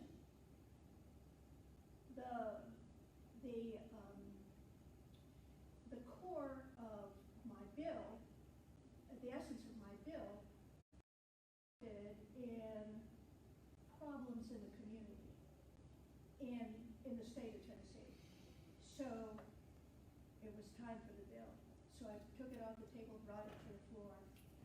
like unanimous. So timing is everything, and so,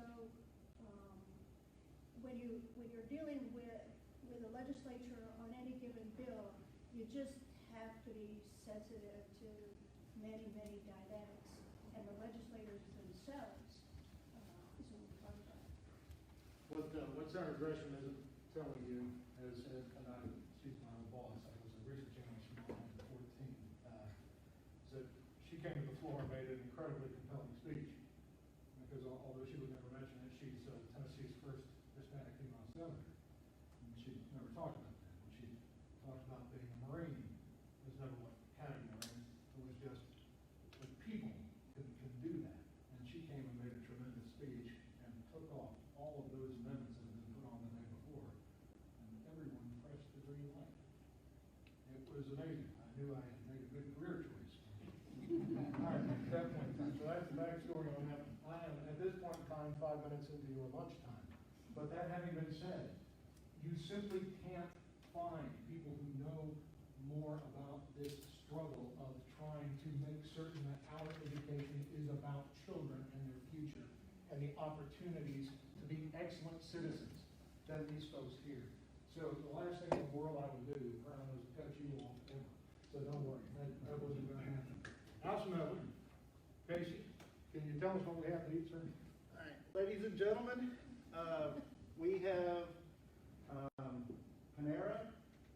There is a mixture of sandwiches and salads. We have sweet and unsweet tea as well as bottled water. And if you'll exit right out this door and make an immediate right, that is where you will find your lunch. Do you all know are there places to eat around campus, outside? What's the plan for We can come back in here if you like. There are places to sit in the other room.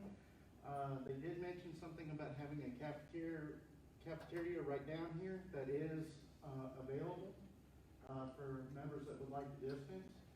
So How many lunches do we get? we've got 25. So we should have some for everybody, but remember, please use this time to also talk with each other and decide. When we say that this is an independent commission, the law makes it clear that it is, and we will try to act with faith on that. And that means I haven't called any of you and suggested, hey, you ought to run and be chairman, or you know who'd make a good chairman, or who'd make a good vice chair.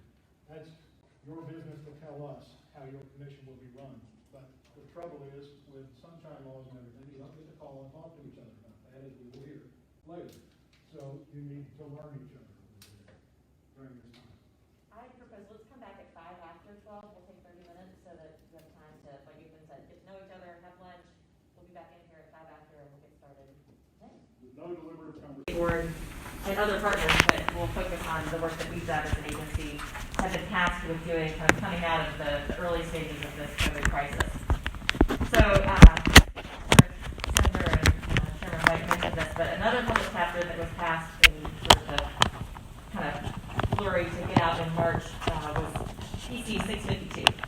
And that public chapter gave the state board some emergency rulemaking authority in the way that sort of, as a result of the health crisis, there were a number of things that would need to be adjusted, and it couldn't be adjusted yet in statute, so they gave us the authority to do some emergency rulemaking. That took the form of a couple different meetings, and Lillian, our chair here, can jump in at any time too and share any additional insight that you have from this, but it meant that we were busy as a board. We met in April at a special called meeting to take action on a number of things related to closing out last school year. Those that were graduating, on track to graduate in the 2020 school year, 2019-2020 school year, needed some adjustment to their graduation requirements, for example. Similarly, in our educator prep programs across the state, we had teacher candidates who were on track to get their license and begin teaching, and through no fault of their own, needed some emergency provisions that the board could act on in order to move forward with some of those things. So there were a whole number of things that were sort of related to closing out that last school year. And I remember at the time saying to Lillian and other board members, this feels hard, and it was hard, but this is the easy part. We were closing out and sort of helping tie up loose ends, but it was not yet looking ahead towards the school year to come, which we've now, as a state, entered into the new school year, and we're beginning to assess, the learning lost and the challenges that are ahead of us, the navigating the virtual space. Appreciated so much the article that you sent around, Chris. I sent that to both my parents and my because I thought that was a particularly illuminating piece in terms of putting a face on this crisis. You know, and Frank and I were talking over lunch.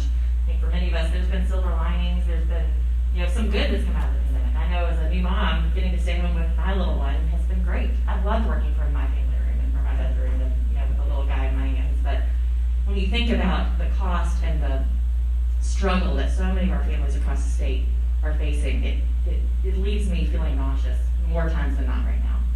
And so we know we have a lot of work ahead of us as a state to work, you know, to serve those that are the underserved and that are suffering the most right now. But we also have huge opportunity. I mean, I think it is this sort of juxtaposition of the crisis and the struggle with the opportunity that we have coming out of this. So, needless to say, again, the board has been very active over the last number of months trying to take up that charge from PC 652 and pass measures that will allow us to continue to move forward to the state.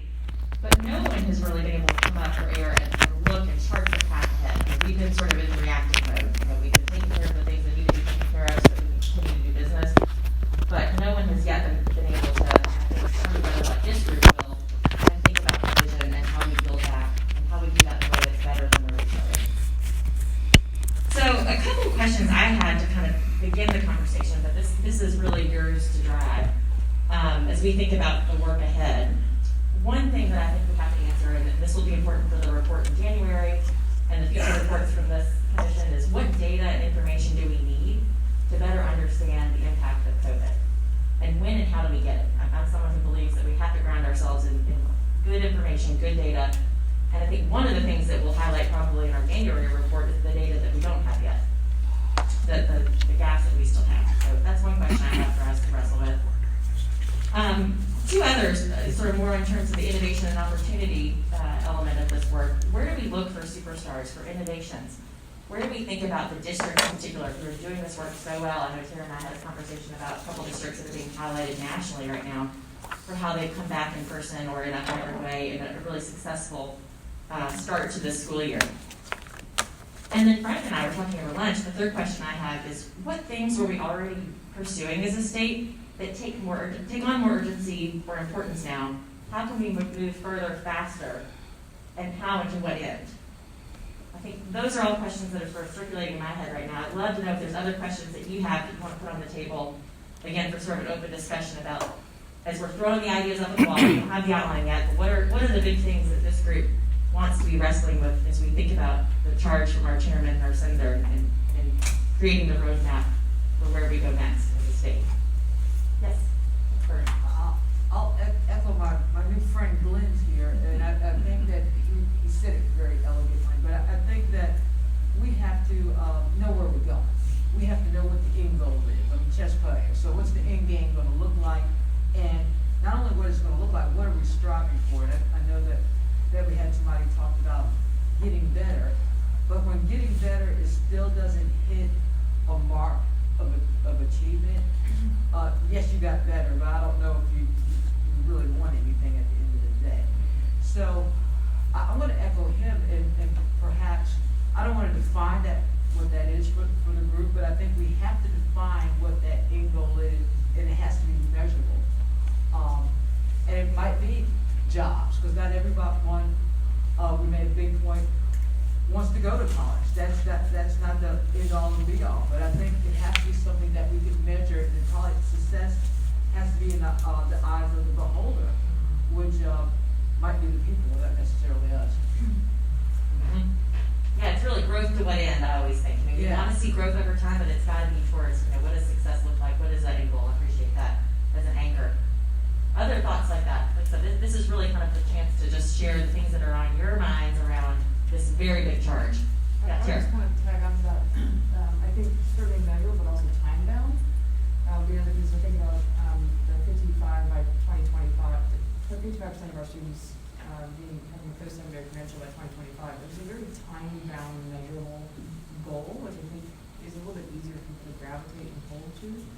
Another thing too, when we talk about some of the best practices that exist in education, what does not exist in education? What exists outside of education that we might be able to learn from and be able to apply it to the education system, which I recognize can be a little bit on the super modernization or super innovative side.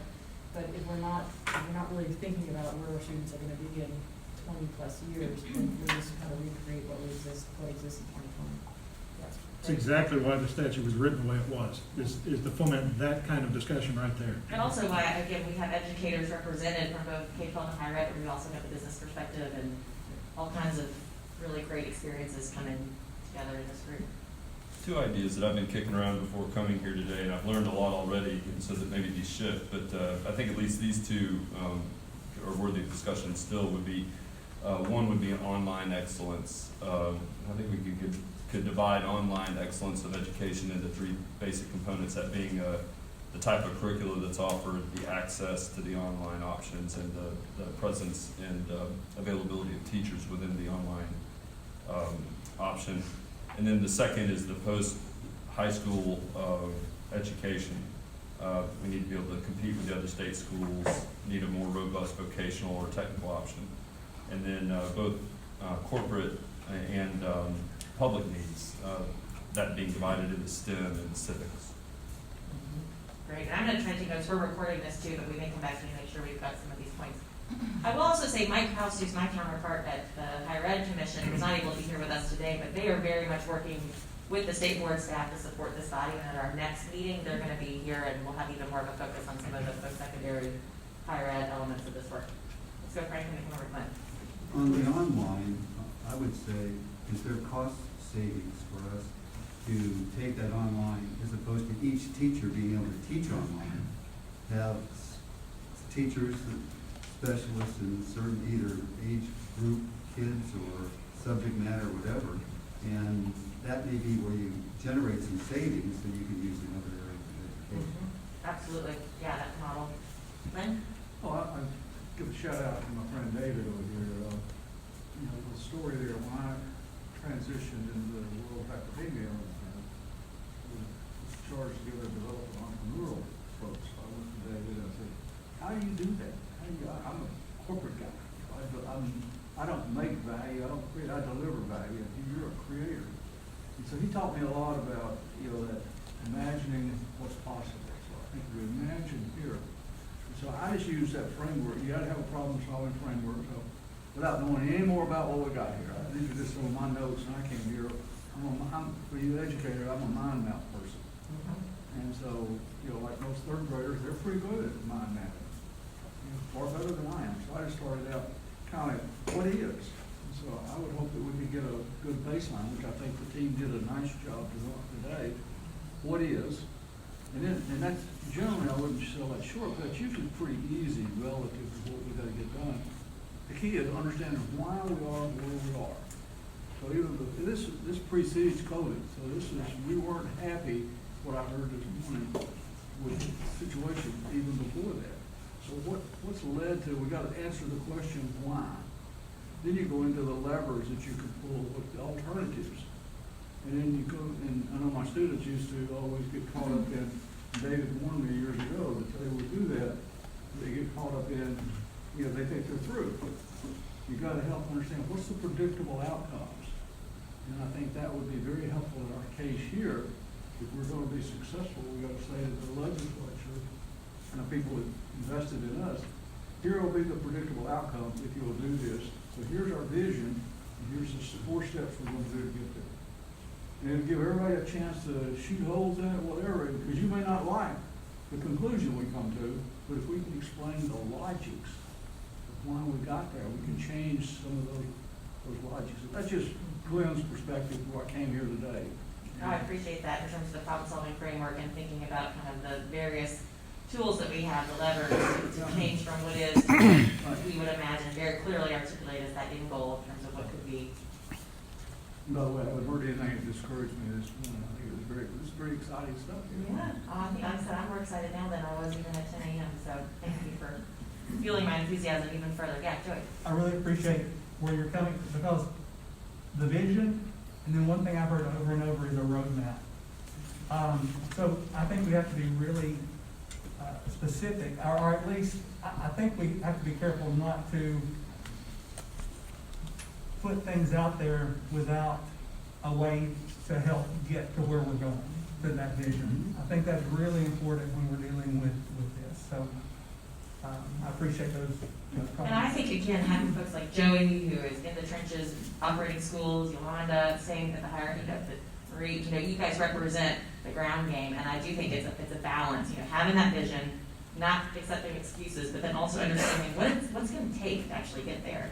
And it's not always more money, but it's money spent wisely on people, the people part of things, the components that we know can add up to real success, but that often, don't come together in the right way to lead us ultimately to those outcomes. So you can help us answer that question that Flynn has around, why are we still with 2/3 of our third graders not being able to read on grade level? Yeah, David? One reason is there is no visibility before the end of the third grade. There is nothing in any of the school reports about anything before third grade, and we need to call for that visibility. It's not like we don't know of what's going on there. I mean, the people in the school know, or they couldn't move them from grade to grade. It's not just that they get a little bit older, but the problem is these kids go through the 1/3 of their public education before they ever see, or the public ever sees, any results. And as a consequence, we're not seeing where this trap is there in the early grades, K-3. I'm convinced I can see where it is. Of course, everybody thinks they know how to solve it. We all went through school. We all know how to do that. But the fact of the matter is, you don't get it unless you can see some results. And I think that's a real problem. I remember when Dr. Sanders was working with the legislature, coming with the value-added accountability, which has been a real asset to Tennessee. It's been a real high mark for us. But one of the things he did not like was any evaluation down in those earlier grades. He was willing to do third grade, but he was not willing to go second and below. And the reason is that frequently the teacher is taking the test, because the teacher is asking the student and writing down what the student responds, but the student hasn't come to that point where the student is writing it out. And so in those earliest stages, it's very difficult. And what he saw was statistically, he couldn't handle it. That it was just beyond being able to do the measurement properly. And yet, if you don't know, you can't address it. For example, I have now on my computer the most recent results from Oak Ridge schools. Compliments of one of the school board members, and with her permission that I can share it in place. But what their most recent tests show, as they've gone back and measured how the kids are doing, it's not nearly what state reported about this maybe 50% learning loss. They see a slight loss, and I have it detailed by different sections. They saw especially a loss in mathematics and early mathematics. Did not mention literacy, but especially a loss in the underprivileged, the poor. Those kids, boy, they don't get to go home to educated parents and get the help there. And they don't have that online experience frequently. They are really trapped. And already, even up before all this hit, only 20% of those were getting proficient at their reading. So one of the things I like about the Oak Ridge system is that they do put the money in it, and they come along and do well eventually, but they suck down at the low end, frankly. I would not have my children go through there right now in the lower grades. And the reason is, in the lower grades, they really don't have the proficiency. They don't get them as well along. They think they're doing well. They think they're giving them these big thoughts, and that's good. But if they can't read and write and do basic math, they're not going to go very far. And too often, and when I would talk about this back home with the community college, as we talked to community college, they said, our problem is we're having to teach them to read when they come to college.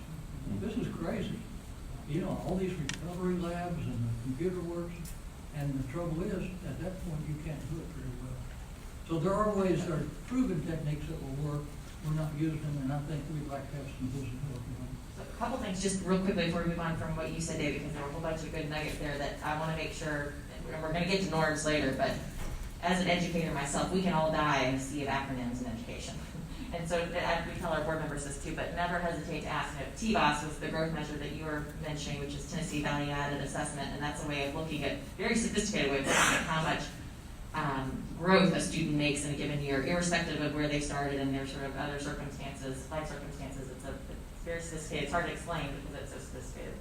And also in our current Tennessee law, we're not allowed to test before third grade. So there's a second grade optional test that has been created and that some districts are using, but there's right now in Tennessee code sort of the inability to do any kind of standardized assessment beyond or before third grade. We have some kindergarten readiness assessments that give us some data.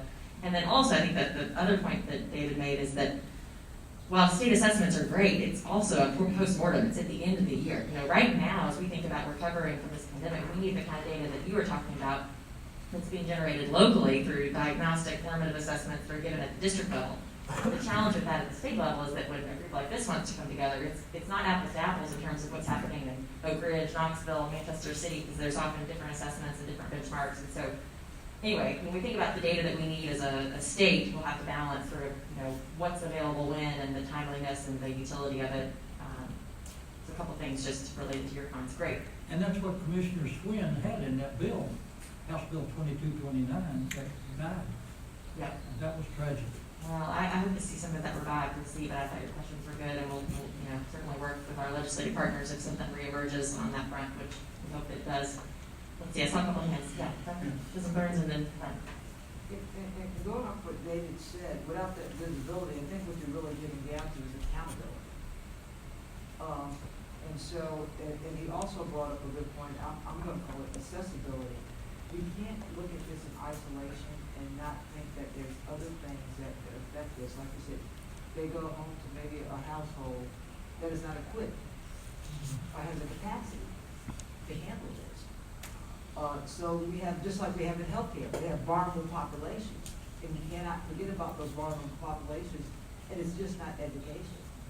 It's other, we have the intersection.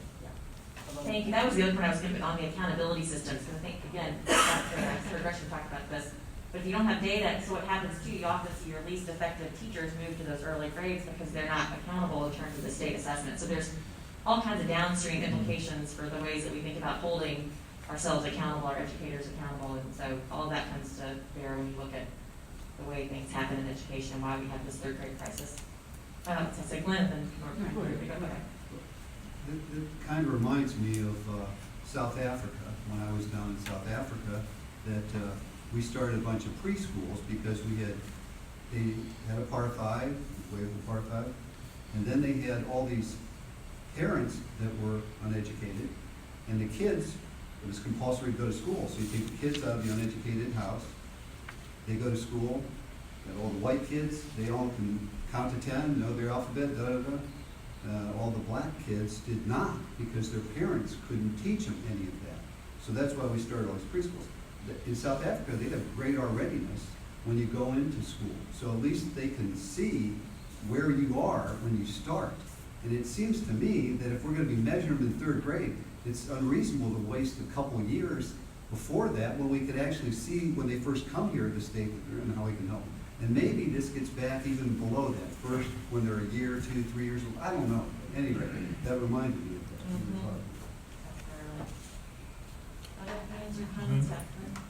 I certainly don't have an academic expertise in this area, but I'm struck by, like you were talking about, we were in Cambodia a few years ago, and, dirt floor, little kids running around, and ask them, what do you aspire to do? And I want to be a travel agent. And I'm thinking, a travel agent? Well, it occurred to me, that's who on our tour is leading us, is a travel agent.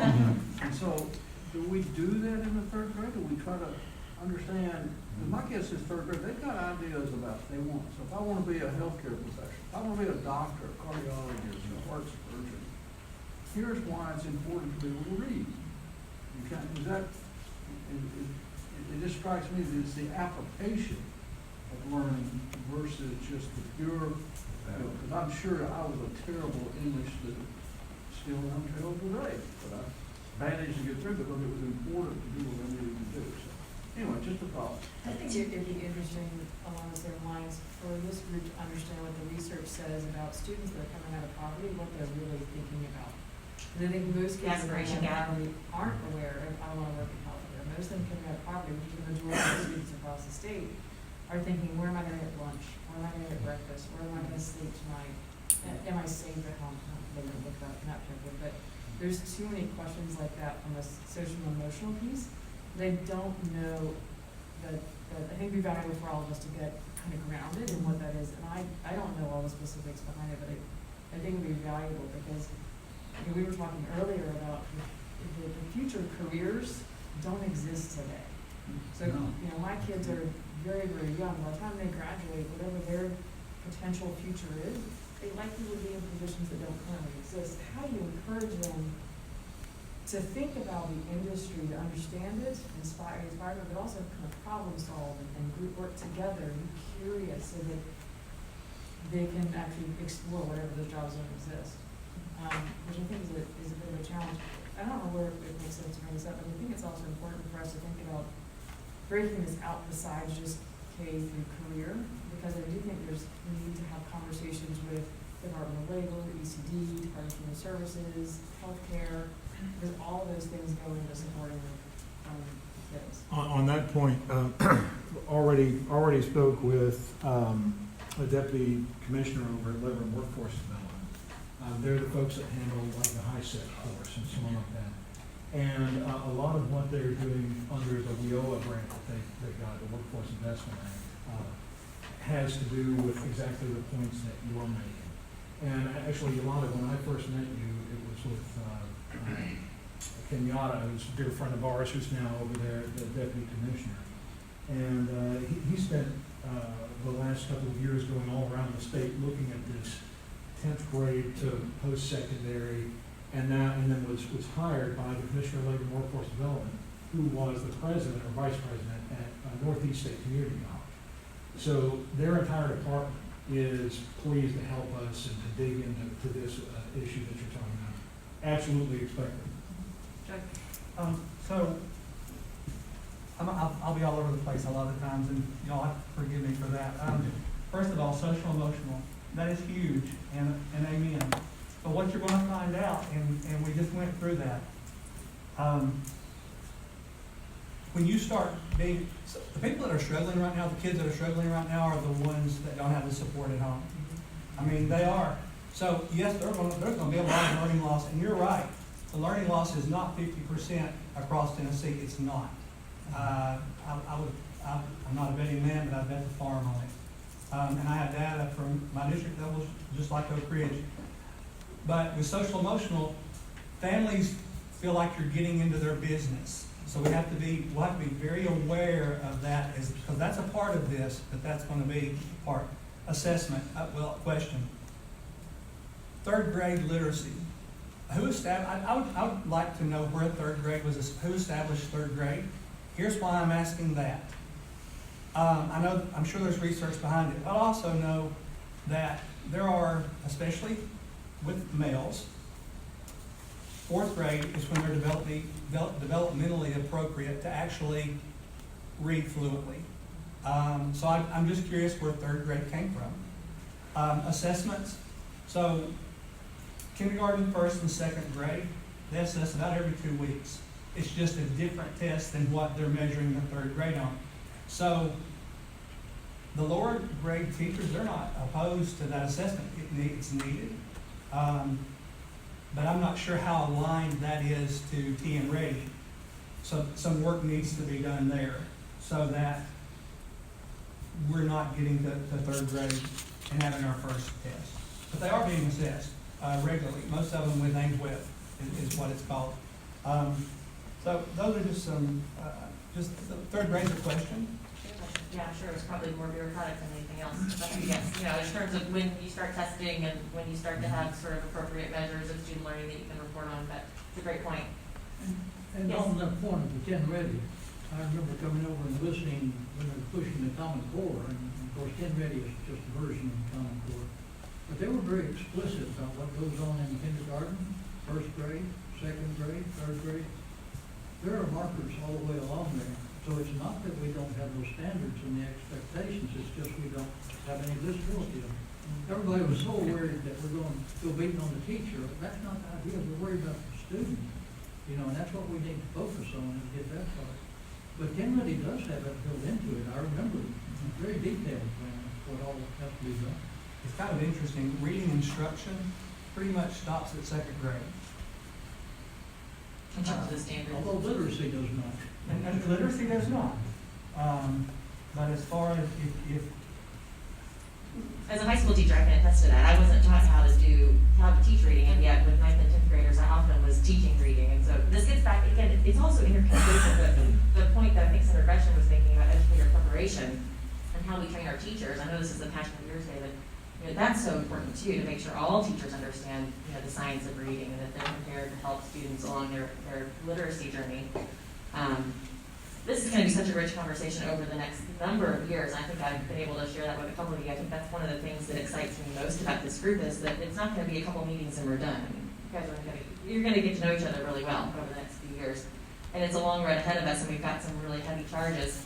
I want Nathan, real briefly before we move to the next sort of section of our agenda, to talk about the first benchmark that we have as a group, which is our January 1 report. And it's, again, probably the easiest one that we'll have to put together, but let's talk about the progress and what you can expect on that. And so I've spoken with each of you individually about this, but the process is right now, so remember that the last appointments to this commission just happened within the last 7 to 10 days. And so we wanted to make sure that we were not caught flat-footed as far as the first report goes. So the Tennessee Higher Education Commission staff has got a group together, and they're putting together, it's roughly 5 to 7 pages of very substantive text, and then anything and everything we can find in terms of data that's available as to what the impact of COVID has been on higher ed. The same process we're undertaking from the K-12 standpoint, because the first report is, give us what you got. We're working with the Department of Education on that. But the other piece of that, so we wanted to keep it so it would actually get read.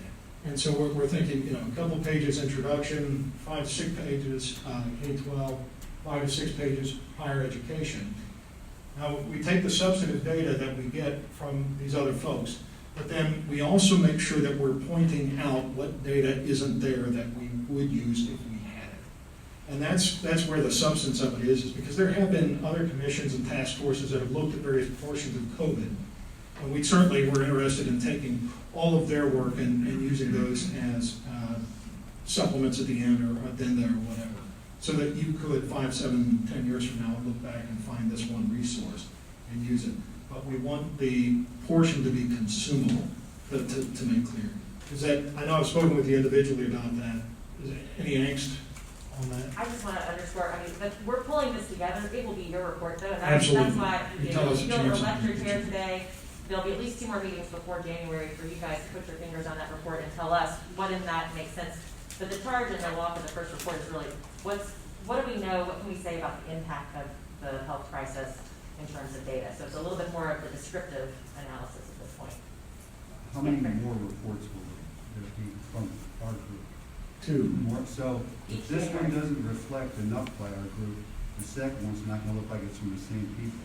So we'll figure that out, I guess. Absolutely, and so here's one thing, when you are working with the State Board of Education and the law says it's your group and we're helping, it means it's your group and we're helping.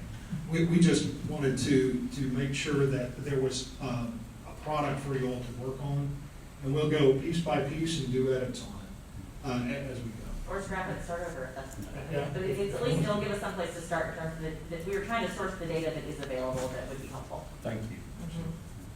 You sound like you're doing exactly right. What would occur to me is if you could craft this where any of us 15 reads that and then shares with somebody asks us, what's the major takeaway? That we could succinctly say, here's what you need to know, what Good you've executive done summary. first.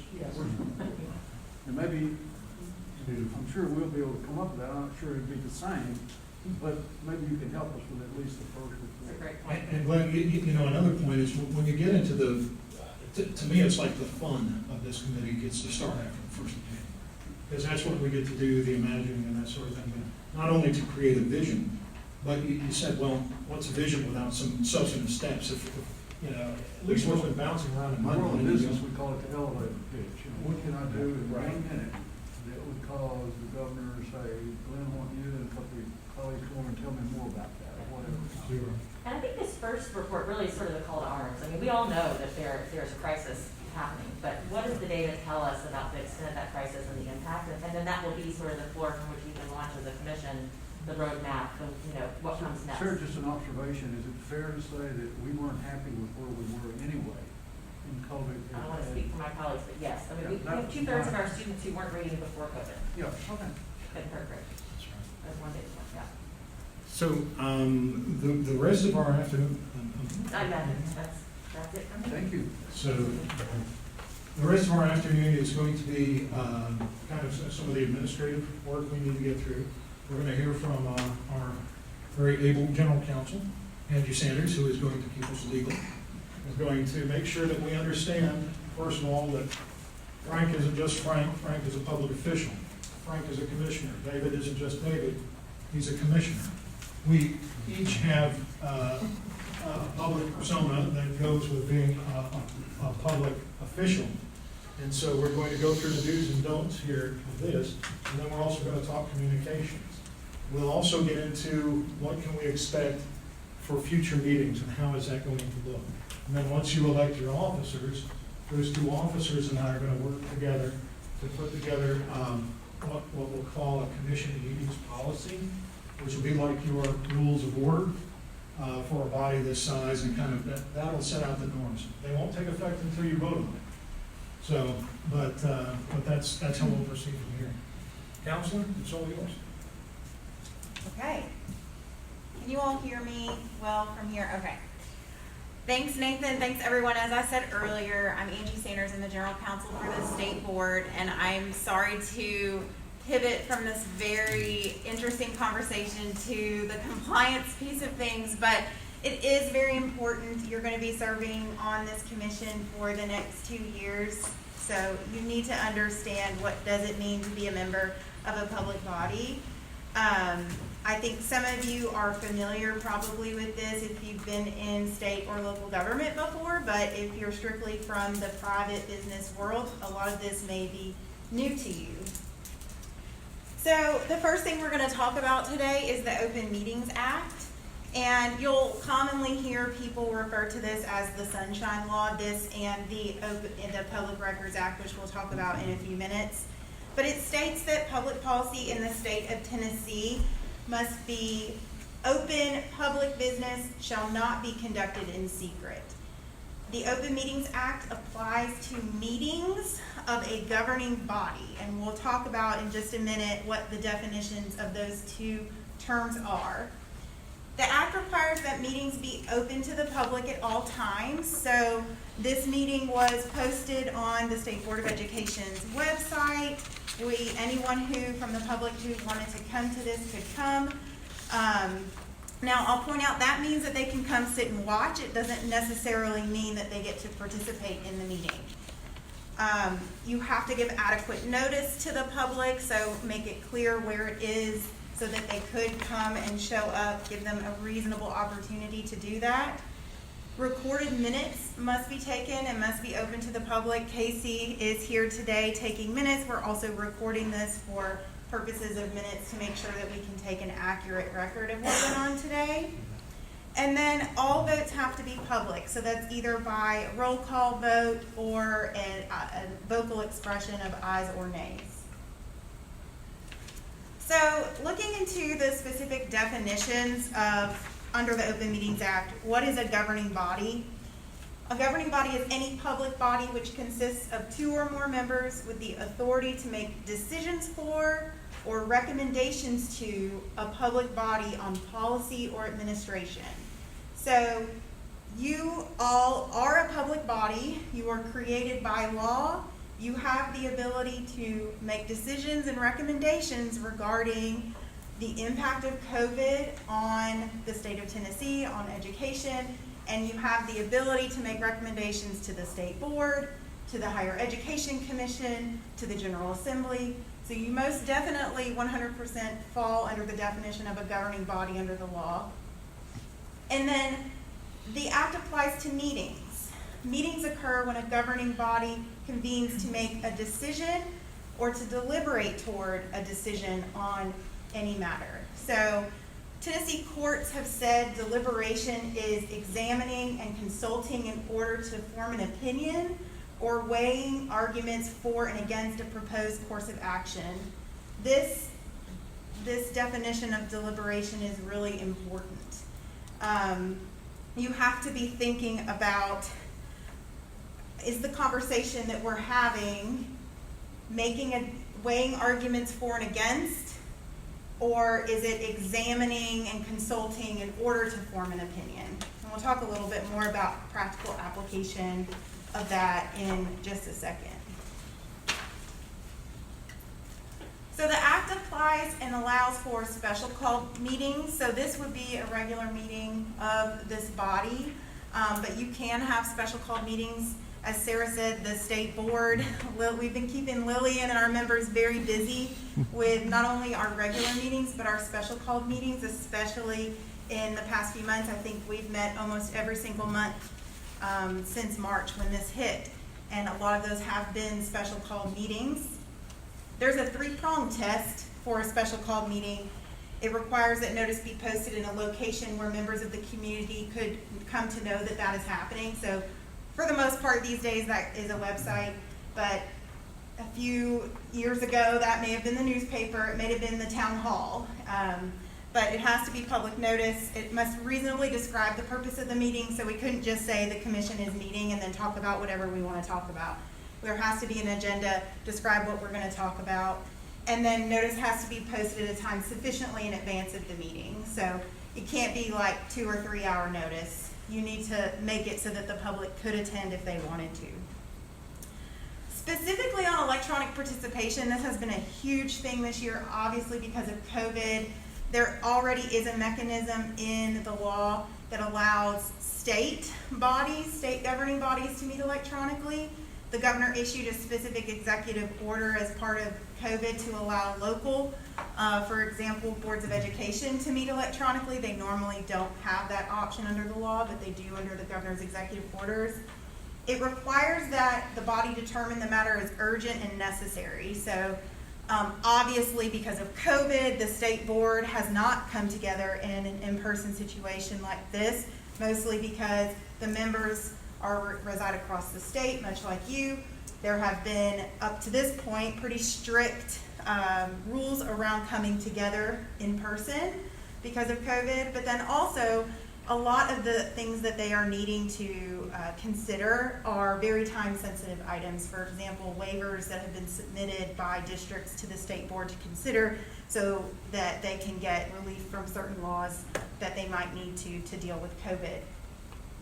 The public must be able to hear members participating by phone, so you obviously have to make sure that if they log into the teleconference or the WebEx that they can hear everything that's going on. You have to read the statement of necessity into the record, so if you all do decide that you want to call a meeting that is happening electronically, either Nathan or myself would read a statement of necessity into the record setting forth the reasons why, and then all roll call votes must be taken. So if you all decide via your meetings policy that everything is just going to be aye or nay, unless it's a rule which requires a roll call vote. We don't make rules. Yeah, I think you might be okay. Everything on an electronic meeting has to be a roll call. The other thing is that that statement of necessity has to be filed with the Secretary of State's office within 2 business days, so we would obviously take care of that for you. And that just allows, when you have a quorum of your members electronic, so that you can conduct business. Now, if you were to come together in person and 1 or 2 members wanted to participate electronically and you still had a physical quorum, that would be fine, but those people who are electronic could not be counted in that quorum. So, coming to the discussion around exceptions. The Act says chance meetings between 2 or more members of a public body are not considered violations unless they evolve into or are used to decide or deliberate public business. So you cannot use these chance meetings to deliberate business in circumvention of the Act. So an example of that would be you're out to dinner and Frank, you run into David. You two don't have to run the other way because you're not within the confines of a public meeting, But you just have to be very careful about what you talk about. You can't be deliberating the business of the commission. Additionally, you can't, and this is pretty obvious, but you can't just say, okay, members, let's all go out to dinner and then discuss public business. Just because you're out to dinner doesn't mean that you're not having a meeting under the guise of the act. So just be very careful about that. I'll talk in a minute about an attorney general's opinion that tries to explain this a little bit more. I'll say, as the general counsel for the board, this is probably one of the questions I get the most from our members because it is such a fine line, and members want to get to know each other, and you know, we want you all at lunch to have discussions and get to know each other, but it is that fine line between making sure that you're not discussing or deliberating public business. Another example here would be attorney-client meetings. So you could have a discussion with your attorney that is not public, where they give you the facts and your options, but then ultimately you would have to publicly deliberate a course of action in a public meeting. Angie, let me make reference, that bullet point there says cannot use email to circumvent the requirements of the act. I've had conversations with several of you, and those of you that do not have a government email, Casey there is diligently working with our folks, our IT folks. The whole state board staff is how large? We don't have IT folks, but with the IT folks from the state to get that done for you, because everything related to your service here is public, and that's the same with emails, and that means that you just need to think about it a little differently. For like Dr. Jones, we're getting you a state email address. This is one of the reasons why. Yeah, we'll talk about that a little bit more in a minute when we get to public records, but also email is very important. You cannot send an email, copy all of the members of the commission, and then start debating and discussing things. That is why we try to be very careful of all the communication between you all is from either Nathan or a member of the staff directly with you. We're not having conference calls with all the members. They're all one-on-one, one staff or any member of the staff with one member of the commission, so that we can make sure we avoid any violation of the Open Meetings Act. This is just a quick excerpt from that Attorney General's opinion about having discussions going out to dinner. And the AG, you know, there's no silver bullet here. It's a very fact-intensive analysis. They're going to examine the totality of the circumstances. But you just, the ultimate point here is just be very careful if you all are outside of a meeting and having discussions. And I'm happy to send a copy of that to you all if you want. I can send that if you're interested in digging in. So if there were to be a violation of the Open Meetings Act, there is a way to cure that. It says any violation is null and void. So if you were to take some sort of secret vote or deliberate outside of a meeting, as long as you were to come back into a meeting, have a full and open, new and substantial consideration of whatever happened that was in violation of the act, you are curing that violation. Any specific questions on open meetings before we move into, sure, yes, David. Does this mean the Tennessean will be confiscating our laptop? So we'll talk about that in a second. That's a great segue into the Public Records Act, and we'll talk about what is a public record and what is not. And you're stealing my thunder a little bit, because your phone or your computer is not a public record. What you create on that phone, on that computer, that is related to official government business is a public record. So if I send you an email with a picture of my really cute kid from my state government email address to your personal email address, just because I know you through the commission, that does not mean it's a public record, because it's not related to transaction of official business. But if I'm on my personal email address and I send you something relating to the discussion and the business of the commission, and that's to your personal email address, even if it's not to your state government email, that's still a public record, that's still related to official government business. So a public record is created or received by local or state government officials as part of transacting official business. And that act says that it shall be open for inspection by citizens of this state. It does not matter the form, so it can be an email, it can be a text message, it can be a hard paper document. However it exists does not matter, it's a public record. It doesn't include the device or equipment that it's stored on, so the Tennessean cannot demand you provide them your computer or your cell phone, but you have to provide them copies of whatever is on there that's related to what they're requesting if it's a public record. It also includes records in draft form. So if we've got multiple draft versions of something, all of those are public records. We cannot delete those different drafts. So the act says that public records shall, at all times during business hours, be open for personal inspection by any citizen of this state unless they're made confidential under the law. So they're definitely trying to be reasonable. You don't have to provide a record to someone who requests it at midnight on a Saturday. It requires that they be open during business hours. This presumption of openness is very important. The burden is on the commission, on the state, on the government entity to prove if you are going to deny a request. The burden's on you to prove that that denial was justified. A citizen can take the commission to court and sue for, and newspapers do it all the time when they're denied a public records request. They can sue in court and you have the burden to show why that record did not need to be provided. You're also not allowed to destroy any records, obviously, because they are public records. So all the notes that you guys are taking today on your computer or that you're writing, those are all public records. Do not destroy those documents. Do not delete emails that we send you.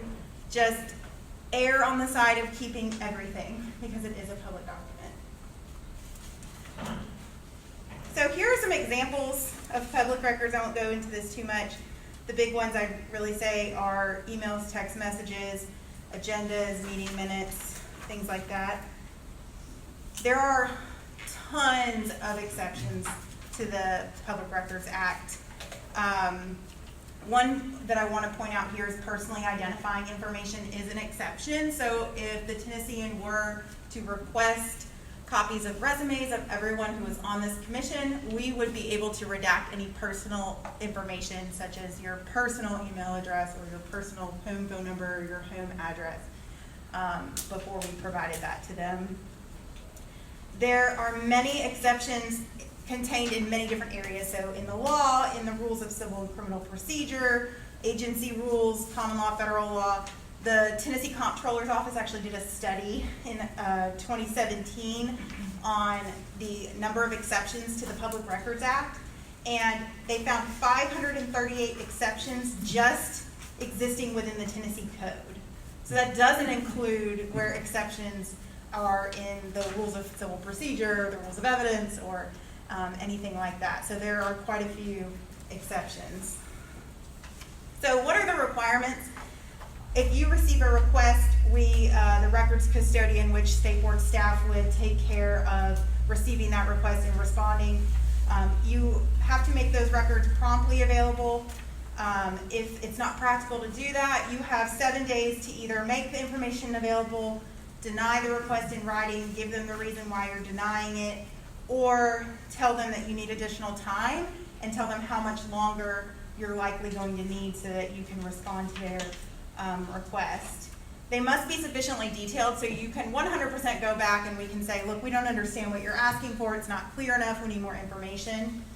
And failure to respond just generally, if you just decide you're going to ignore it, then that does equal a denial. So you could end up in court over that, and we would obviously make sure that we did not let that happen. So I know that was a very quick overview, but I'm happy to answer any questions that you all have either right now or by email. So Yes? all the requests would go through you or someone on the team? Yeah, so we'll work, I'll have to talk with Nathan to figure out if you all would either just operate under our state board policy since you're administratively attached to us, or if you would pass your own Technically, if you didn't want to operate under ours, that there would have to be a rule that the commission would pass on how you would accept and respond to requests, but we may be able.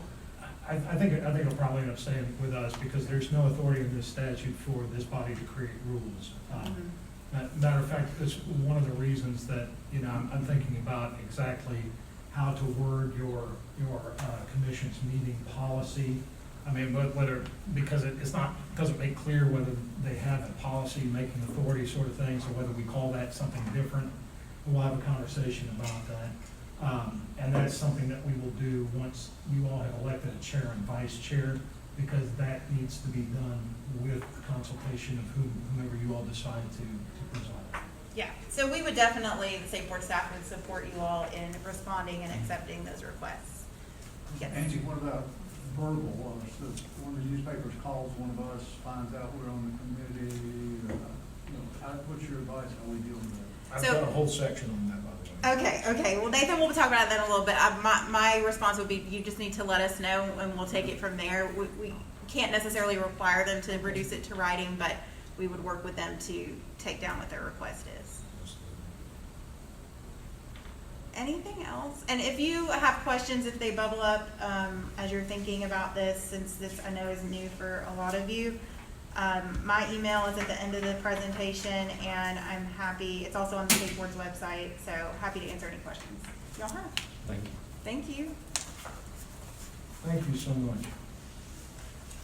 So, I guess I've been through this process with 3 or 4 different boards, and Angie is extremely thorough every time, and I appreciate that. So, let's see. The next section we're going to get into, we're going to talk a little bit about our norms.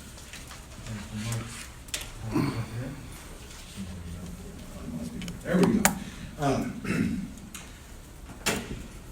So a couple of the questions that you all have had about kind of the formal operations of the commission. I think what you can look forward to at your next meeting is created in consultation with whomever you decide to serve as your chair and vice chair. We will come forward with a comprehensive commission meetings policy, and this will cover exactly how agendas are made, how we'll deal with public comment. Also, we talk about workshops. Well, what is a workshop? From the legislature, you can think about it this way. It's kind of like a committee meeting. But we'll have to be careful in how we deal with that to make certain that our commission policy covers those workshops. Chairman Hartgrove can tell you that the State Board of Education, what it does is it will spend a half a day or more the day before our formal meeting. And we'll discuss everything in the workshop. And what that actually is it's a committee of the whole. So that protects the body in some ways because it allows it to act in a semi-formal way while still being on the record. And it's through that process that the workshop can have a great deal of discussion that you can't necessarily have otherwise under that law. So we're gonna make sure that is done well, but again, done in consultation with those whom you choose to preside. I will, at this point in time, I'd like you to take out your handouts there on communication strategies. Glenn, you asked some questions that I think that this document can be helpful on. I'm going to pull it up here. And also, you all are very accomplished people, so you have probably at some point in time gone through interview training before.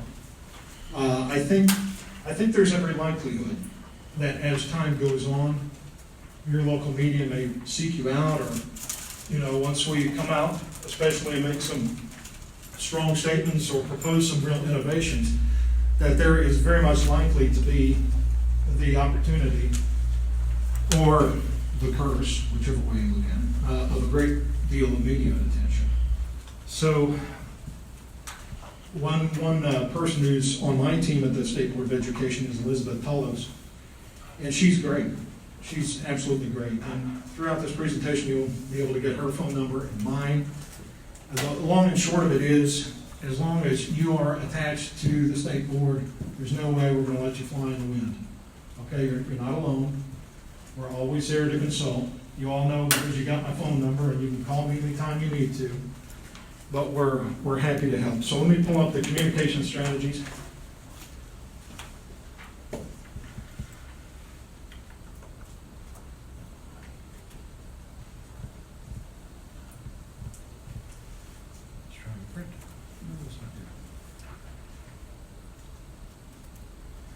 So let's talk about defining roles. Remember that the commission is a public body. So the commission as a whole speaks through its official actions. What does that mean for you? Doctor, it means that when you're asked the question, what does the commission think about this, and what does the commission think about that? Those are questions that none of you will answer. Because although you are members of the commission only speaks through its official action. So if the commission passes a resolution about something, then that's the answer. If the commission turns it down, the commission includes it in a report, that's how the commission speaks. The commission as a whole speaks through its actions. The role of you as an individual commissioner, you are absolutely entitled to talk about whatever you want to bring up, whatever you think may come up. You can offer speculation on what you think your colleagues will do. That's fine, but you're speaking for yourself as a public official. So the role of the chair. So think of the chair the same way you would think of a Speaker of the House of Representatives or Lieutenant Governor when he serves as Speaker of the Senate, right? You can't say, well, the Senate feels this way or the Senate feels that way, unless they've taken an official action on that. The chair will probably be the person who's more comfortable in that role, and they're probably the most likely to be asked questions on behalf of the body. But even they can speak for themselves, and they can't speak for the body. So what is the role of the state board staff? We're here to help. When it comes to communications and when it comes to the press, it means that you're not alone. It means you can call my cell phone even if it's a Saturday, and you absolutely have to. If it's too late or I'm putting my boys to bed, you'll wait until I put them to bed, and then I'll call you back. But you're not going to be alone in this process. So that's a pretty good place to be. You all are not an afterthought for our work. It's a privilege to work with you. Communications, strong, they foster public trust and support. One of the things that I love about my job, working for the State Board of Education, because having worked in different branches of government in different states, and for Congress of all places, I never have to lie. I never have to lie to anybody, because the State Board of Education believes in transparency. And we expect any group that's attached to us to believe in transparency as well. And that means what we say we're going to do, we try to do. It means that everything we do can be examined. As an example of that, Representative Coffey, we had 30 new freshman legislators last time. 30. In between Election Day and 2 weeks before Christmas, we visited with 26 out of the 30 of them in their district, and we invited each and every one of them, anytime they wanted to come by the office and see what we do. I'll tell you, I worked around the Capitol for a very long time. There's no portion of state government that makes that offer, but we do, and we mean it. And that's something I'm very proud of. By living that way, we provide the transparency in our operations in a timely fashion, and also this helps you preserve your independence. Nobody can say you're really going this way when you're going that way, right? It's very helpful. Now, ask any questions you want to. because I'm not that interesting, so. Remember that you play an interesting role. You all have been selected on purpose. You've been appointed by the governor and the two speakers. And by the way, each of them had the same number of appointees. So why is that important? Well, I'll tell you, when we talk about those 30 new members in the House of Representatives, and you heard Senator Gresham talk about it, the freshmen, the folks who weren't there and they weren't in the trenches when they made the very significant changes that took us from down in the bottom to at least go in the right direction. These 30 new members of the House of Representatives also need a stake in the game, okay? They need to have something that they can point to that became a game changer, and this commission is one of those things. It means that the better we do, the more likely they are to keep your work going to the future. You're both a trustee and a representative, okay, of the people you know. You haven't been elected, but you have been appointed, and you've been appointed for a specific reason. What's a trustee? Oh, it's the same thing. Like when David served in the House of Representatives, all his constituents wanted X, but his heart and his moral compass told him Y. He had to make the decision. You all have to do the same thing. You get to be more trustee than representative because nobody elected you, and there's not going to be a second term, right? So you get to be a trustee. That means following our conscience and our brains, and that's pretty cool. And you can provide an urgent voice for reform and accountability. An urgent voice. And as much as you decide to do that will be up to you. And as much as you decide to not do that will also be up to you. So, let's move forward a little bit here. I don't have a remote. So when dealing with the media, what do we want to do? Always consider yourself to be on the record when you're talking with reporters or any media personnel. Always loop in our communications coordinator, that's Elizabeth Fellows, and she's here, yay! So you can loop in myself anytime something comes up. If you attend an event, that would be a good social media content, and if Elizabeth is okay with this, I kind of look at your work as something that the board as a whole is very proud of, or will be very proud of.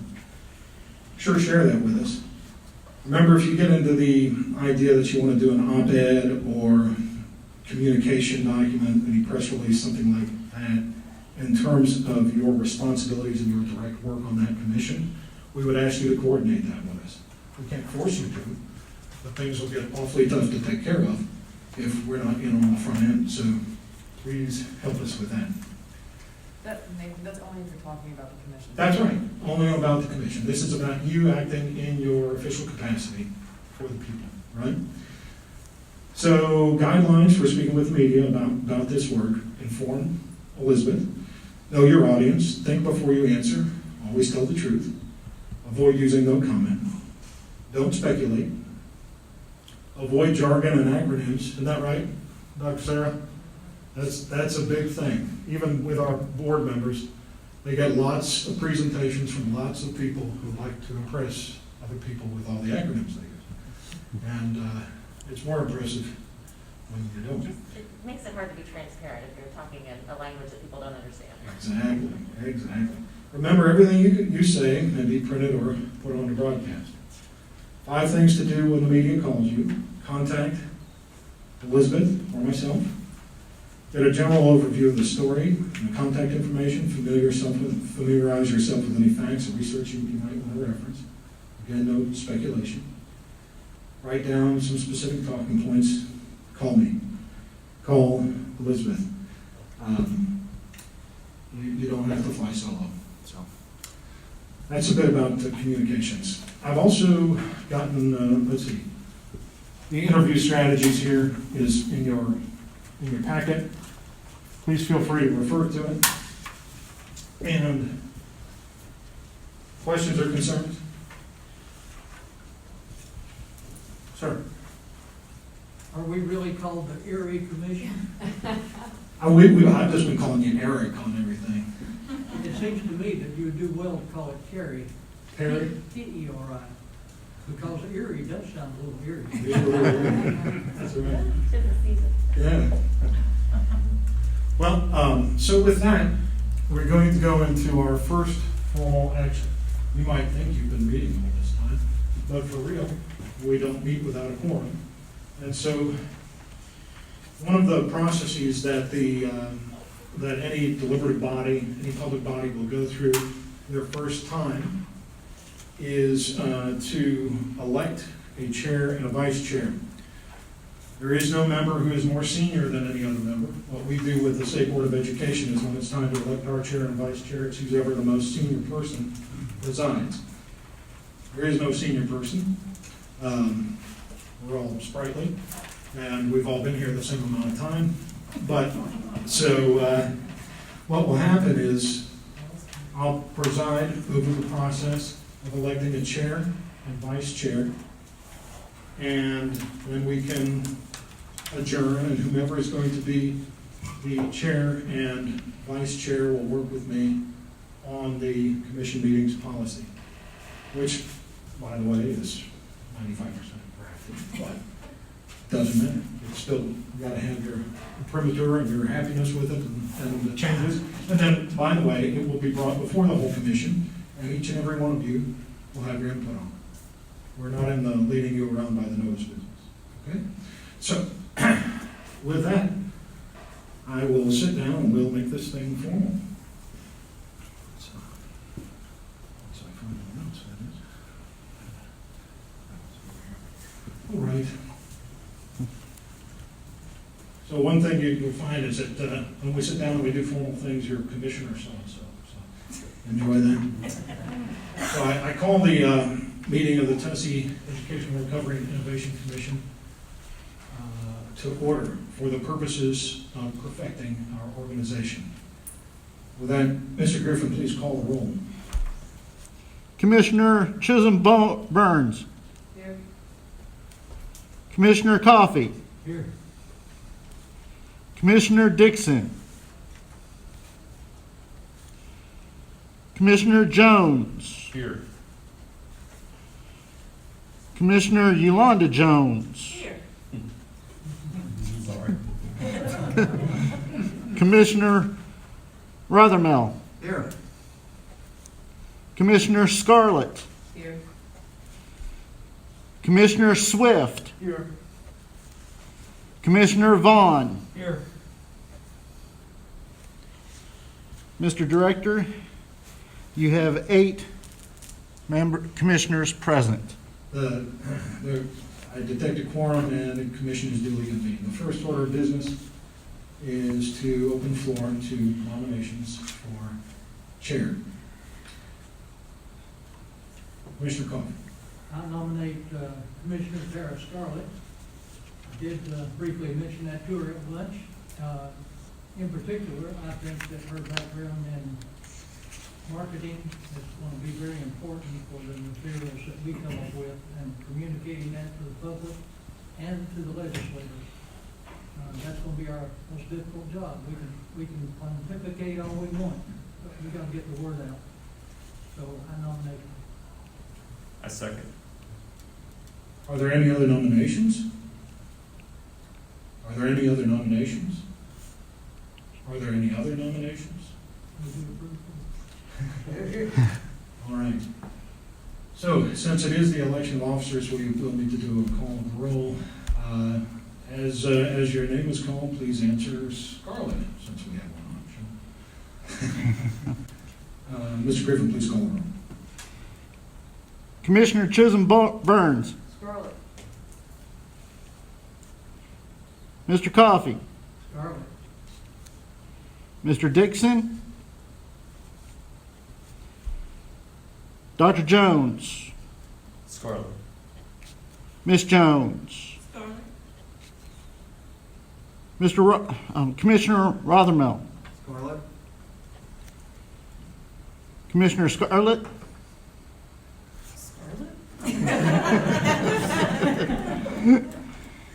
Commissioner Swift, Scarlett. Commissioner Vaughn. Scarlett. May I comment?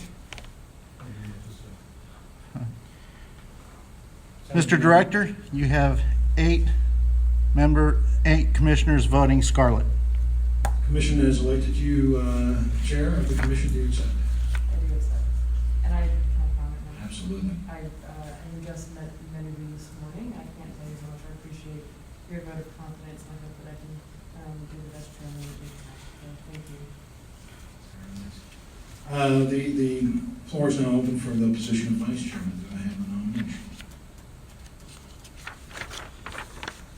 Sounds like commissioners will have to follow and tell them so. I would like to nominate, but I haven't been in discussion with him. I nominate Joe Vaughn. Is there a second? Are there any other nominations? Are there any other nominations? Are there any other nominations? Mr. Griffin, please call the roll. Commissioner Chisholm Burns. Vaughn. Commissioner Coffey. Vaughn. Commissioner Dixon. Commissioner Dr. Jones. Vaughn. Commissioner Yolanda Jones. Commissioner Rothmel. Vaughn. Commissioner Scarlett. Commissioner Swift. Vaughn.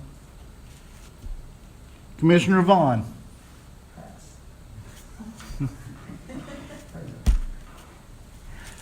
Mr. Director, you have 7 yeas and 1 abstain. Mr. Vaughn, you've been elected vice chairman of this commission. Do you accept? Yes, sir. Any remarks? Thank you. I look forward to the process and working together with all of you. Thank you. At this point in time, Madam Chair, if you'd like to recognize members for closing remarks, and then I know we have some other remarks from staff over here. I Anything can else? always talk, but I don't have anything important to say at this point. This has been a great meeting. Chairman Hargrove, all right. And in that case, I'll bring the microphone to you. Thanks, Nathan, and thanks everyone on staff for helping pull this together. I know this has been an interesting ride for everyone, and so we can't tell you how much we appreciate the support you all provide to us. And I can't tell you how much I appreciate being together with such an innovative and interesting crowd of people that I have high hopes, especially listening to Representative White and Senator Gresham, that we really can come together and talk about recovery efforts, understand where we've been in the past, but also more importantly, think about where we can be in the future and how we can help our students out with the best outcomes so they can follow their dreams, whatever path that might take. So I look forward to the process. I look forward to working with you. I don't know if you want to make some comments. Any other member, if not, Closing I'll- remarks? I just wanted to. Members, commissioners, if you have any paperwork that you'd like for me to have, feel free to bring it up after the conclusion of the meeting. If you have any logistical questions, feel free to ask. Much like Nathan has said, if you have any questions or anything regarding logistics, feel free to ring me anytime. And I don't have youngins that I have to put to bed. Mine are 18 and 15. But I am available to you if the need arises, or if you just, you have some question about getting a hold of your email, because sometimes that's the most active question I get. How do I go ahead and get into my state email? But any questions, anything I can help with, please let me know.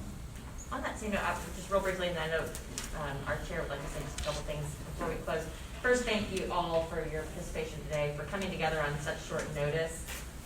As you have been excited, we've also been excited, and I think the fact that we could come together in person like this on such short notice just speaks to the enthusiasm and the commitment of this group.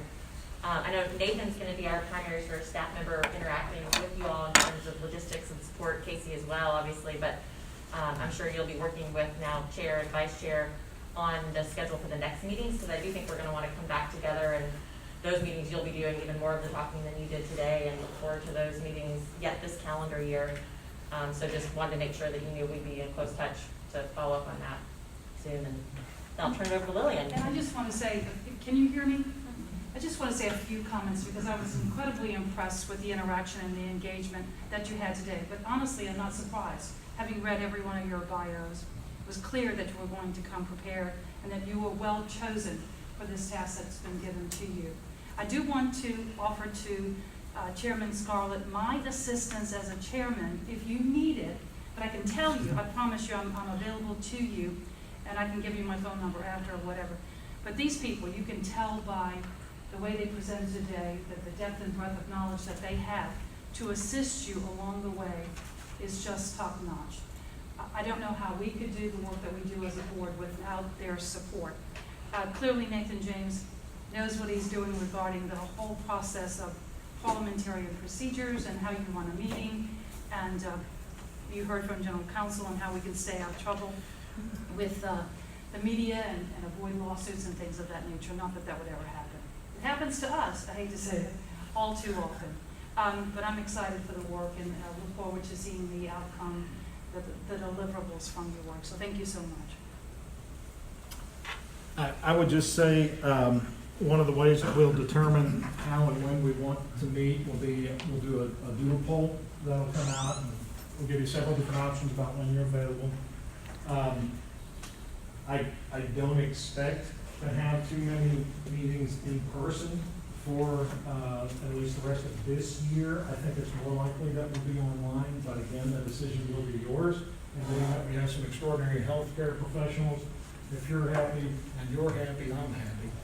As far as where and when and how we meet, I'll tell you, I've loved seeing you all together today. And I'm glad you all got some eyeball time instead of just screen time to try to figure out who's this other person who's on this journey with me.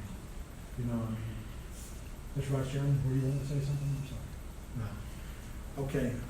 With that, I think we'll always try to give at least 2 weeks notice, and we'll have meetings policy, and our next meeting, we're certainly hoping, and I think we will, get our higher ed partners in to help with everything. With that, Madam Chairman, it's up to you to adjourn the commission. Meeting's adjourned.